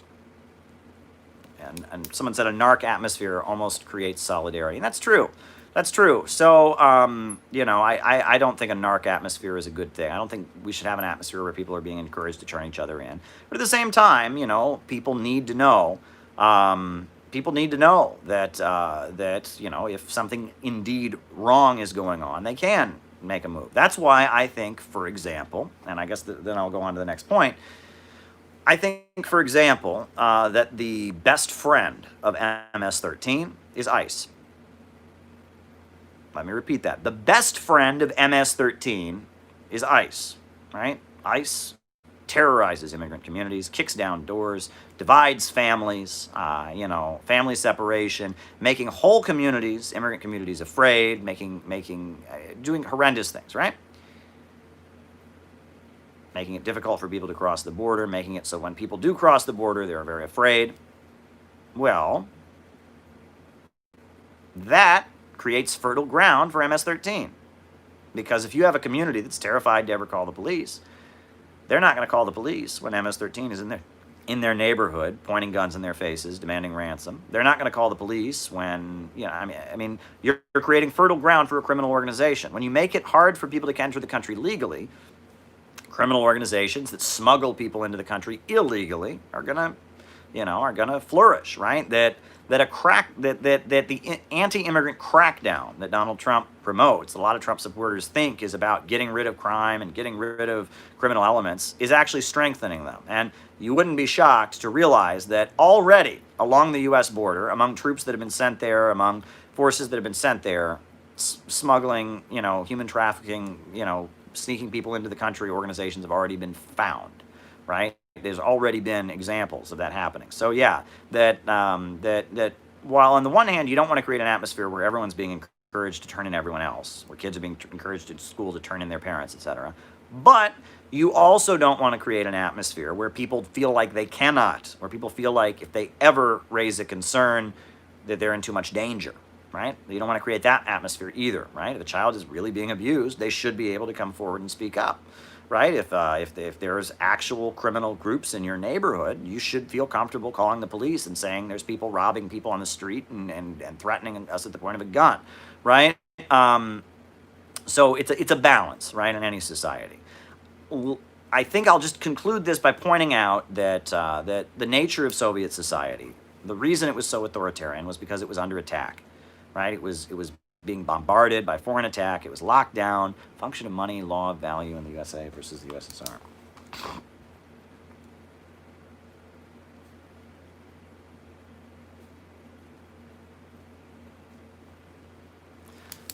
You know, the country was very much on the defensive. It was locked down. It was under threat, and it became deeply authoritarian as a result of that. And that, you know, the military became a very important institution, and that Soviet society, you know, it was able to carry out real economic miracles with state central planning, but it was also very, very authoritarian and very, very harsh and not tolerating of dissent and such because of the fact that it was under attack and it was under threat. Alrighty. All right. Gorbachev, why did Gorbachev throw in the towel? Well, I think it's pretty clear that in the 70s and especially in the 1980s, there was a whole wing of the Soviet Communist Party that fell in love with the United States of America. I mean, and I've been told this by people who lived there at the time. You know, there was a woman, won't say her name, who worked in the Soviet Union. She was an American political person I used to work with, and she had worked. Was hired. She was hired to work as a camp counselor in the Soviet Union for a lot of their high-performing athletic students. She worked at summer camps in the USSR for like gymnasts, and summer camps in the USSR for athletes, and for theater people and skilled musicians. And she every summer in the 1980s she went and worked in the Soviet Union at these summer camps. And she spoke Russian and all that. And she told me that the most right-wing and conservative people that she met in the USSR were Communist Party leaders. Right? That in the 80s, that Communist Party leaders were the ones always going around talking about how great American capitalism is. We need more material incentives. America's not so bad. The Soviet Union should be more like America. You know, that the top leaders of the Communist Party, a lot of them had been courted by American intelligence. There were constant exchange programs where Democrats and Bernie Sanders and people like that were going over to the USSR, cultural exchanges, joint days against, marching for a nuclear freeze and stuff. And there was the upper layers of the Soviet Communist Party, a lot of them had been taken in by this illusion that the US didn't really have any plan to destroy Russia, and that, the United States was a benevolent country. Reagan was a right-wing extremist, but most Americans are hippies who love the Beatles and rock and roll music, and that, you really have nothing to fear from dissolving the USSR. Then the Gorbachev wing of the Soviet Communist Party believed that. Now, the old guard, the ones they called the hardliners, the Brezhnev faction, they did not believe that. Yuri Andropov, they didn't believe that. But a lot of the younger leaders of the Soviet Communist Party believed that. And you have to remember, they didn't have open debate in the USSR, right? There was officially no factions in the Soviet Communist Party. They were all exactly the same, right? There was no disagreement publicly. But there was clearly disagreement beneath the surface. But if you create an atmosphere where you don't have public debate, where all the debate is beneath the surface, that debate you're going to lose control of, right? The people who believed the United States was not a threat to the Soviet Union, Western capitalism wasn't so bad, they weren't able to get up and publicly just announce that on TV. And so that argument never got answered on TV, right? When you don't have real debate, when you create an atmosphere where there's no debate, they talk about the Soviet commissar comes out and gives a speech and everyone just goes, and they applaud like robotically. When you create an atmosphere like that, you can't really have struggles. The Soviet Union in the 1980s needed reform. But the question was, what kind of reform was it going to be? They needed to have a line struggle. They needed to have an argument as a society. Do we want to become more communist, or do we want to move toward Western capitalism? They did not have a situation where they could have that debate, right? So they, for a while, Brezhnev dies, you have Andropov. But then Gorbachev comes in. He's from a younger generation, and he is one of these people who's been taken in by the idea that Western capitalism isn't so bad. The United States has no desire to destroy Russia. NATO's not going to expand. He does perestroika and glasnost, and a large percentage of the Soviet Communist Party had been taken in. They had been compromised. They had come to believe that that socialism, was a little bit outdated, and that they could just throw in the towel. And that's what happened, right? It was the Soviet Union was not overthrown economically, right? They had some economic problems in the 80s, right? There was some stagnation and such.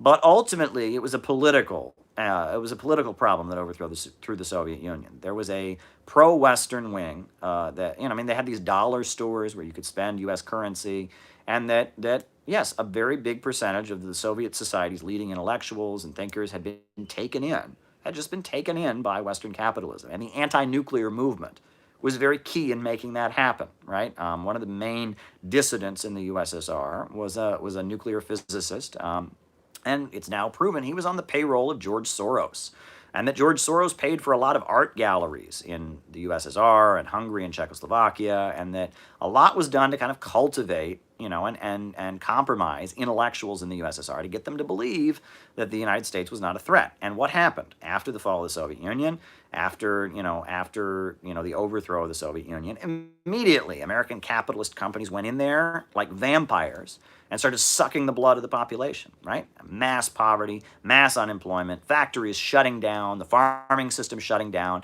Millions of people probably died as a result of the fall of the Soviet Union. What happened in the former Soviet Union in the 1990s was an economic catastrophe. It was the economic demolition of a country. Free market capitalism was imposed. American capital corporations went in there and wrecked the place. And that wing of the Soviet Communist Party, Gorbachev, settlers, all right, Gorbachev had and others had been under the impression that that would not happen, right? I bet you didn't know this, but there was a joint TV special between the USA and the USSR in 1988. It was called Free to Be a Family with the Muppets.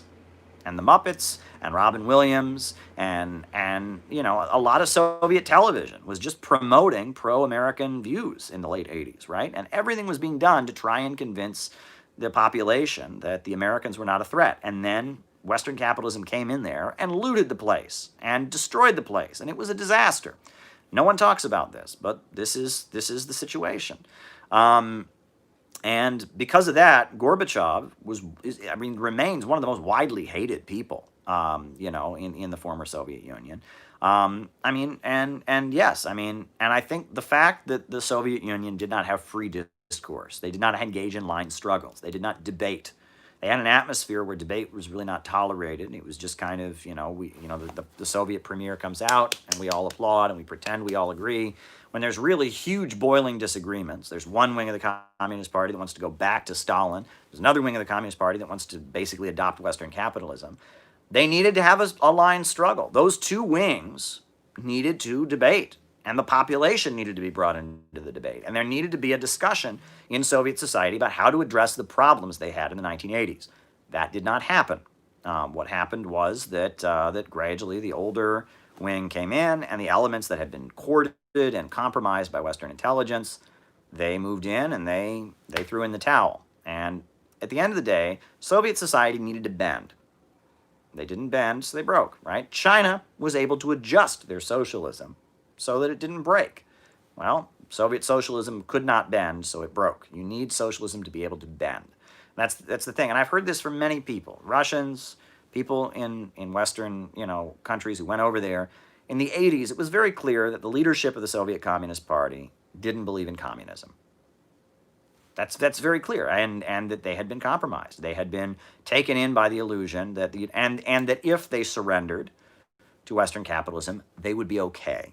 And that did not happen, right? The Western capitalists did not keep their promises. NATO expanded, predatory policies went in there, the country was looted and destroyed, and that's that. So I hope that answers the question. All right, someone talked about the labor theory of value, Adam Smith and Marx. Marx says labor and nature is the source of all wealth.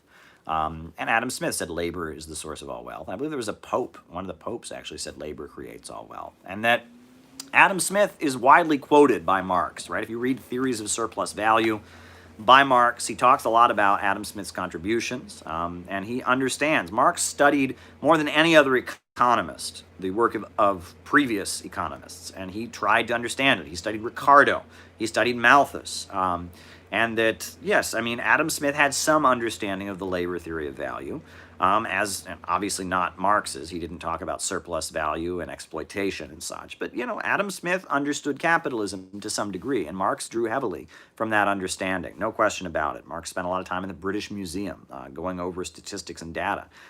This PragerU video says that the book Capital by Karl Marx has no data in it. That's ridiculous. There's a huge amount of data in Capital by Marx, but I'm one of those people who believes in facts and truth and such. But yes, I was. There you go. All right. What can we learn from cutting-edge Chinese Marxism? Well, I think one of the first things we can learn from it is that socialism is different every place that it is applied. Right? That socialism is not the same in every different country where it is put into practice, right? And that in China, they call their system socialism with Chinese characteristics. meaning that it is a socialism that is specifically engineered to meet China's needs in this time. And I've often said that when we have socialism in the United States, it'll be a socialism with American characteristics, right? That we're going to figure out how to apply socialism to our time and resolve things. Now, the other thing that I think we can learn from Chinese socialism is that corruption is a big, big problem, and that the mass line campaign that President Xi Jinping has raised has been very effective in beating back a very big problem of corruption.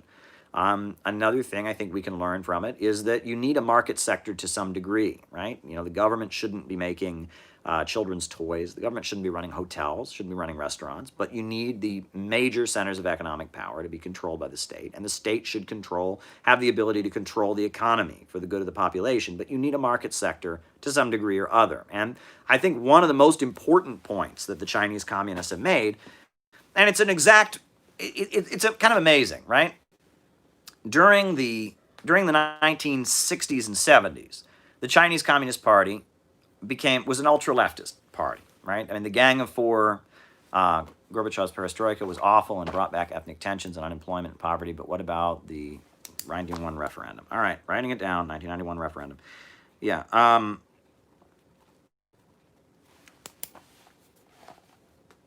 Shout out to you, Ramiro. The Chinese Communist Party in the 1960s and 70s took the position that China could transition to a higher stage, I mean, get closer to communism in poverty, that it was not necessary to raise the level of productive forces in order to get to communism.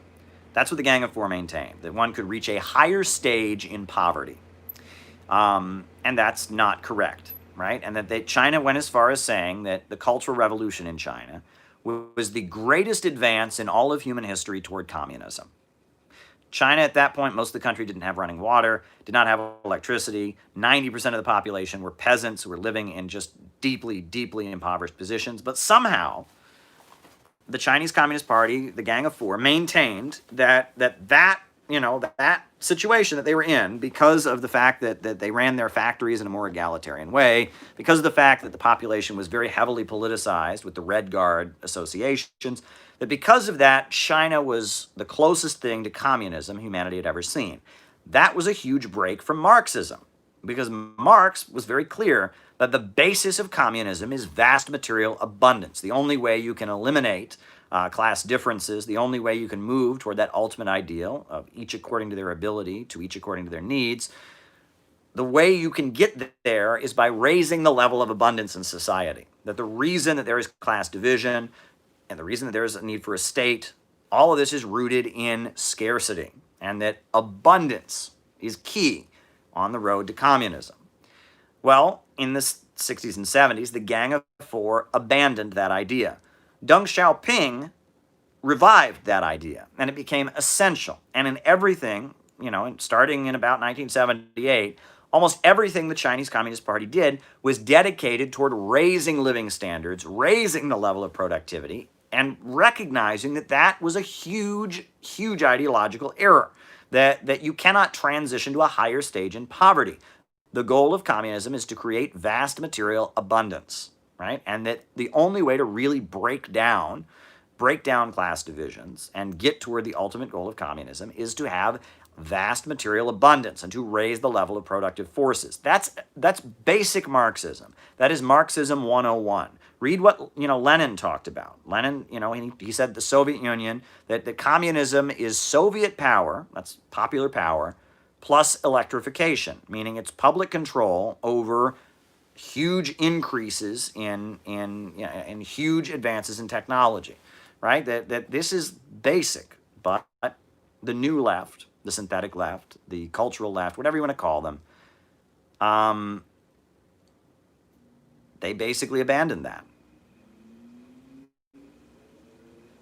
They got past that idea. They argued that you could get to a higher stage in poverty. And Pol Pot, the ultra-leftist, who we later found out was a CIA asset, was being supported by the United States, Pol Pot went as far as saying that that Cambodia, or Democratic Kampuchea, as he called it, could have communism without industry. Right? They could have agrarian communism. They could not industrialize the country and have full communism. That's ridiculous, right? That communism is tied into the level of raising material forces. So China now centralizes that. That is a central belief of the Chinese Communist Party, and I think that's something we can learn from them also. Juche versus ML. Juche is the application of Marxism-Leninism to North Korea's conditions. And it is about self-determination, and it is the ideology of the Korean Workers' Party. I believe they maintain it is a higher, more important philosophy than Marxism-Leninism. I'm not sure I agree with them about that, but it's been very, very important in the history of the Korean Revolution. And that North Korea has really, really struggled, and they've really, really struggled because of, the need to be independent and self-reliant. So, Juche ideology, it's a lot about human beings and how they can be unleashed and what is the class character of modern Russia and its government. It's a lot about human beings and how they can be unleashed. Yeah, the Juche ideology is very interesting. All right, cereal. Someone asked if I like my cereal one way or another way. I don't like cereal. I'll be honest. The milk with stuff floating in it, never liked it. When I was a kid, I used to eat oatmeal. Now, some people say oatmeal is hot cereal. So I guess, I don't even like oatmeal now. When I was a kid, I would eat oatmeal. But I never, just regular cereal, like Cheerios. Oh, God, it's like stuff floating in milk. I'm just getting nauseous just thinking about it. I'm sorry. I'm very weird about food. Some foods just absolutely sicken me, and other foods do not, right? It's very strange. What foods I'm very, very particular. I'm very sensitive to taste. Very, very sensitive to taste. And some foods just disgust me, but others don't, right? When I was a kid, oatmeal, which I guess people call hot cereal, I could stand that. But regular cereal, not a fan. Not a fan. All right. Does Kamala Harris have the black vote locked down? Not necessarily. The fact that it's well known that she's the queen of mass incarceration, I'm not sure about that. But, is it possible? Perhaps. I know a number of people have told me that the Indian American community has never been so widely excited about a candidate. The fact that her mother, Shamala Gapalan, was from India, her name is Kamala, and that the Indian American community, despite the fact that many Indian Americans are big admirers of Modi and Trump, despite that, there is a huge, huge admiration for her among Indian Americans, which I think is fascinating. But we'll see. At this point, Kamala Harris is trying to present herself as an ally of the Black Lives Matter movement. Her entire career as the queen of mass incarceration, as a mass incarceration prosecutor, lock-em-up prosecutor in California, tells the opposite story, but that's the way she's trying to present herself. She's a social justice warrior. She'll say whatever she needs to say in order to get ahead. And in my book, I delve into her character and the roots of it. I talk a lot about her father, Donald Harris. I talk a lot about some of the details about her life and what we can learn from it. Some of what we need to learn about the contemporary left. This book coming out about Kamala Harris, you're going to love it. If you like what I talk about on these lives, you're going to love the book. I talk about Kamala Harris. I use Kamala Harris to make 3 points, basically. It's a 3-part book, 3 chapters. I'm calling it an essay in 3 parts. And I use Kamala Harris to explain 3 different points. I use Kamala Harris to talk about the distortion of leftism and the synthetic left and the CIA manipulation of leftist politics. I use Kamala Harris to talk about psychology and how people's psychology underlies their political motivations. Furthermore, in the final section, I talk about the Hillary Clinton State Department and how they maneuvered and how there's a fight within the ruling class against the Hillary Clinton State Department and who's working for who and regime change wars and such. It's a 3-part book. I quote heavily from Sigmund Freud. I quote heavily from Marxists, various Marxist writers. I talk about Stalin. I talk about the 5-year plans. I talk about fascism and Hitler. I talk about Trump and his appeal, and I talk about a lot of things in the book. I talk about a lot of things. A lot of different sources are used. It's 133 pages and a lot of graphics. I talk about Huey Long. I talk about the appeal of populism. I talk about identity politics. I mean, it's the book is something that I think you will enjoy. So it'll be out within a few days, and I hope you like it. I'm hoping, fingers crossed, Amazon will be cooperative. But Arthur, shout out to you, Arthur. I shouted out to you before he designed the cover, and we've been back and forth, but it looks like we finally got something that's going to work, and it should be up for sale in a few days. If you are one of the Patreon supporters, you will get one for free. I will send it to you for free if you're a Patreon supporter. So if you're not a Patreon supporter, now's the time to sign up. I will give it to you for free. And I think if you are willing to distribute it, right? If you are willing to distribute it, contact me, and I'll give it to you in bulk. I'll give it to you for the print cost rather than the cover cost. I'll ship them to you, and you can distribute it. So if you want to distribute the book, if you like the book enough, you want to give it to all your friends or whatever, contact me, and we will make an arrangement where you can get it at a much cheaper cost. So there you go. All righty. The function of money in the USA versus the USSR. Well, it's interesting. There's somebody I know from the Soviet Union. They came to the United States. They said one thing they noticed about the United States is that making money is basically completely legal in the United States. That in the USSR, if you went to the United States and you bought a bunch of blue jeans and you went back to the USSR and tried to sell them to your friends, you went to jail. That was called profiteering. And then in the Soviet Union, a lot of ways that people make money were illegal. Whereas in the United States, making money, I mean, you got to pay taxes on it. But other than that, making money is not really illegal. And that's interesting. The other thing that is interesting is I heard many people in the Eastern Bloc, in Cuba, there was often a situation where people that were like doctors, which were one of the highest paid people in the country, would have a problem, which is that they would have lots of money that they couldn't do anything with. Great example. They talk about a Cuban doctor, right? Top of his class in medical school, one of the best surgeons in Cuba, right? And he would say, all over my house, I've got drawers and drawers full of money, and I can't do anything with it. I'm like, what do you mean? Well, I've got like the best possible house you can buy. I've got a car. I'm only allowed to buy so much food and so much that. I can't buy more food.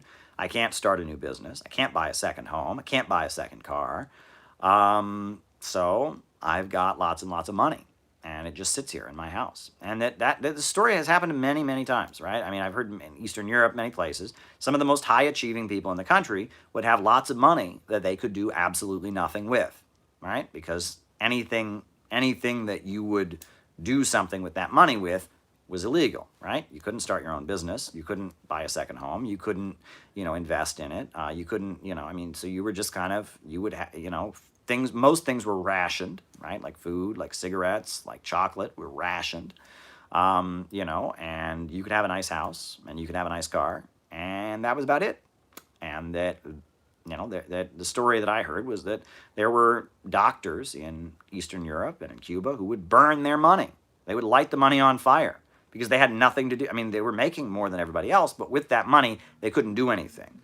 And that middle class of people that were high-achieving individuals who couldn't really, their high achievement didn't give them anything, those people largely became a base for counter-revolution because they were frustrated. They said, I can achieve things, I've worked really hard, I'm capable of achieving great things for the country, but, I can't really get anything for it. Now, I think that China's liberalization, right, their market reforms was an attempt to address that. Let these people start their own businesses. Let them do things, but when things are rationed, when you have an economy of scarcity, you're going to have a situation where, we're rationing food, we're rationing chocolate, we're rationing cigarettes, and you might have a lot of money, but it doesn't really do you any good. And I think that's a problem, and that's the barricades, and the blockading of socialist countries contributes to that. But also, you need a market sector to some degree, so that situations like that don't happen. In Cuba, you can sell your house now. I think that's a good thing, right? I think it's a good thing that Cubans are allowed to sell their homes. I think it's a good thing that people are able to start small businesses like restaurants and such in Cuba, right? That you need that to some degree or other, and the socialist countries of the world have come to understand that. Settlers. right? This book that goes around on the internet. Well, the message of settlers is that there's no point in organizing the United States because white workers are all a bunch of bought-off labor aristocrats and racists. Now, a lot of the points that settlers makes is true, right? And it's the labor aristocracy is a reality, right? There's a lot of workers in the United States who sympathize with their bosses, not people around the world who are fighting for their national liberation. They've seen their living standards go up with imperialism rising, and so they tend to not be interested in socialism or anti-imperialism. That's true. Labor aristocracy is a reality. Racism has always been a huge, ugly scourge on the working class movement in the United States. Always, right? No question about it. But I think the book, it points to a real problem, but it extrapolates from a real problem that there is no hope here for socialism. And I think that what's happening now is we're seeing the standard of living in the United States drastically increase. A lot of white workers are much poorer than they once were. They are angry about this, the situation that they're living in, and they're more open to solidarity than ever before. And the book is about telling you there's no hope. There's no point. There's no hope. Don't be a socialist. Don't be a revolutionary. There is no point, and that's that. And I think that is fundamentally incorrect. I think that now actually is a moment where there could be more solidarity. So, does the book make some fair points? Sure. But does the conclusion of the book that white workers in the United States are the exploiters, that there is no revolutionary potential in the West? I mean, sorry, look at the society we live in right now. I mean, people are wondering if there might be a military coup after our next election. People are in the streets. Socialism is more popular than ever before. There's big divisions in the ruling class. There is more revolutionary potential in our time right now than there has ever been. In the 70s, the book Settlers made a lot more sense than it does now. So the fact that that's real popular, it's a demoralizing book. If I was the FBI or the CIA, I would want every young socialist to read Settlers and believe it. All righty. 1991 referendum. Yes, before the fall of the Soviet Union, there was a vote taken. Do you want to keep the Soviet Union or not? And overwhelmingly, the Soviet population voted to keep the Soviet Union. And what's interesting is that the vote to keep the Soviet Union was higher in the countries outside of Russia, right? This is the myth we're told. The Soviet Union was an empire. People in Ukraine, people in Kazakhstan, people in Uzbekistan, they all were colonized by the evil Soviet Empire. They wanted their freedom. Well, actually, they voted in higher numbers to keep the USSR. So, yeah, that's not the case. And in fact, the fall of the Soviet Union was much harder on people in smaller republics than it was on people in Russia, right? Because a lot of those countries in the USSR had really benefited from being economically tied into the USSR. Imperialism is about holding back economic development. Let me repeat that. Imperialism is about holding back economic development. What the USSR did in Ukraine and Belarus and Moldova was not imperialism, right? What the USSR did was it developed those countries. It built factories. It built electricity. It educated the population. It raised people out of poverty. That is not what the United States does in South America. That is not what the United States does in Africa. It's not what the United States does in Asia. The United States economically destroys countries. It beats them down. It tears them apart. It destroys them. It makes them weak, dependent vassal states, right? It demolishes their domestic economy. The USSR didn't do that. And the fall of the USSR had tremendously horrible economic results in many of the smaller republics. And they voted more strongly than even the Soviet Union did, than even Russia did to not dissolve. No one ever talks about that. We got this narrative that, and that's that. Class character of Russia. Well, the fall of the Soviet Union, the socialist state was dismantled. In the 1990s, they had basically a free market system. Boris Yeltsin was a good friend of Bill Clinton, and they worked to just economically demolish the country.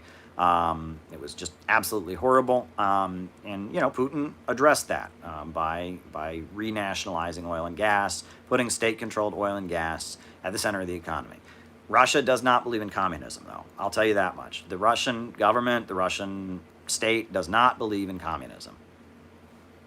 They are not a Marxist state. There is a strong communist party in Russia, But the population overwhelmingly, while they have a lot of nostalgia and they admire the achievements of the Soviet past, and they feel that they've been unfairly demonized, and that Soviet history is told in a way that demonizes Russia. It's not a communist country, all right? They don't believe in Marxism, Leninism. That's not the ruling ideology. But the economy is not really a free market capitalist economy either. The state is heavily involved in controlling the economy for the benefit of the population. And that's overwhelming. And that's how they've gotten through the problems. There's a lot of corruption there, but overwhelmingly, the strength of modern Russia is the fact that they have not embraced full-on Western capitalism. And then in the late 1990s, Putin and others came in and took action to stabilize the economy by reasserting state control. And that there is a very large bureaucracy in Russia. And there's a lot of, there's this, a lot of layers of society, the military, a lot of state-run industries and such. And that is the force that stabilized the country. The Russian Orthodox Church is very, very important in Russia right now. And they play a very, very big role. And the Russian Orthodox Church is very anti-capitalist. They have a lot of speeches and a lot of religious messages that condemn capitalism and condemn greed and the rule of profits, and talk about the need for religion and morality to take precedence over profits. So it's complicated. Modern Russia is very, very complicated. It's not as simple.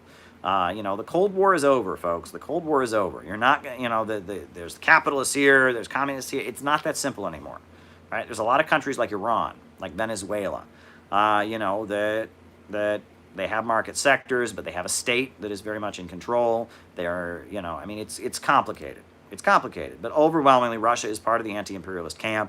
It is not a free market capitalist country. It's a country that is challenging the dominance of Western capitalism in the world. It's a economy that's based. It's a country that seeks to build an alternative around the world with their Eurasian Economic Union. It's complicated. Most things in the world are complicated and nuanced, right? I'm sorry. The world is not full of simple answers. The world is full of nuance and complication. Alrighty. Was there another question that went by? Was there another question someone asked me about? Was there a super chat that went by? What was the last super chat? I forgot to write it down, I think. What was it? There was another super chat, and I want to write it down and answer it, because everyone who asks a super chat will get an answer. So what was that last question? There was a last super chat, I believe, and I think I missed it, or it slipped out of my head or something, and I want to address it because I want to give everyone... Oh, military coup in the USA. That's what they were asking about. Yes, it's being widely talked about. Would the military remove Donald Trump if he refused to step down? That's being widely discussed right now. You should read about this. It's kind of horrifying. There are think tanks that are running scenarios for the aftermath of the U.S. elections, the Transition Integrity Project. Read about this stuff. They're actively talking about what happens if Donald Trump refuses to leave office. Hillary Clinton told Donald Trump, or told Joe Biden, not to step down not to concede the election under any circumstances. There is talk about the aftermath of the upcoming U.S. elections being similar to what's happening in Belarus right now. This is very scary. I am very, very concerned about what might happen in the aftermath of this election. If Biden wins, the Trumpers are not going to accept it. If Trump wins, the Biden supporters are not going to accept it. And the role of the military, the role of the intelligence agencies, this is very scary, honestly. I've never seen anything like this in my life. The 2000 election was contested for a couple months, then Al Gore threw in the towel. But I've never seen anything like this. There are two wings of the bourgeoisie that are at each other's throats.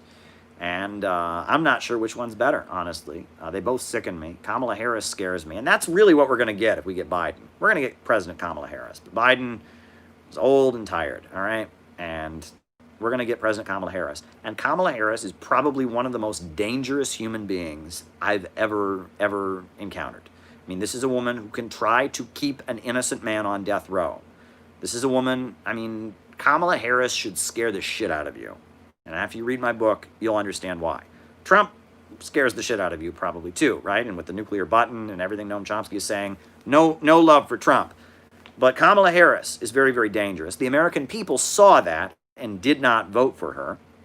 And so they snuck her back in on the vice presidential ticket. Kamala Harris should scare the shit out of you, okay?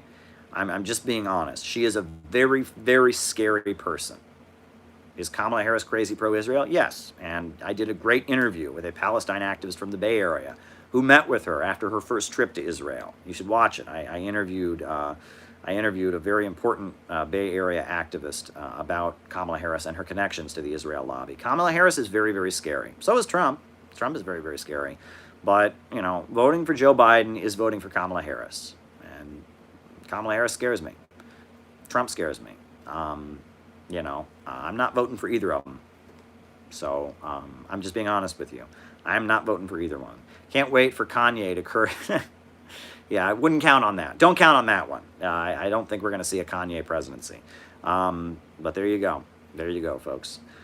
Folks, I'm very excited. I think we're going to do this again tomorrow. Not sure what time we're going to do this again tomorrow, but I think we're going to do this again tomorrow because we need to do this a lot more often. And I need to just grab the bull by the horns, exercise every day, lives every day, boom, boom, boom. So I'll see you all tomorrow. Yeah.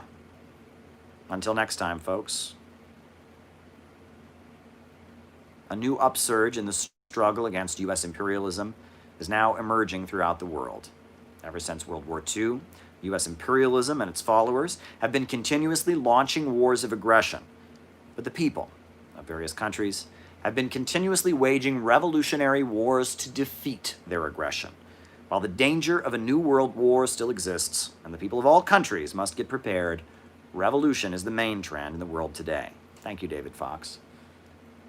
While the danger of a new world war still exists, and the people of all countries must get prepared, revolution is the main trend in the world today. We need a government of action to fight for working families. We need a government of action to fight for working families. We need a government of action to fight for working families. That's all, folks. I'm out.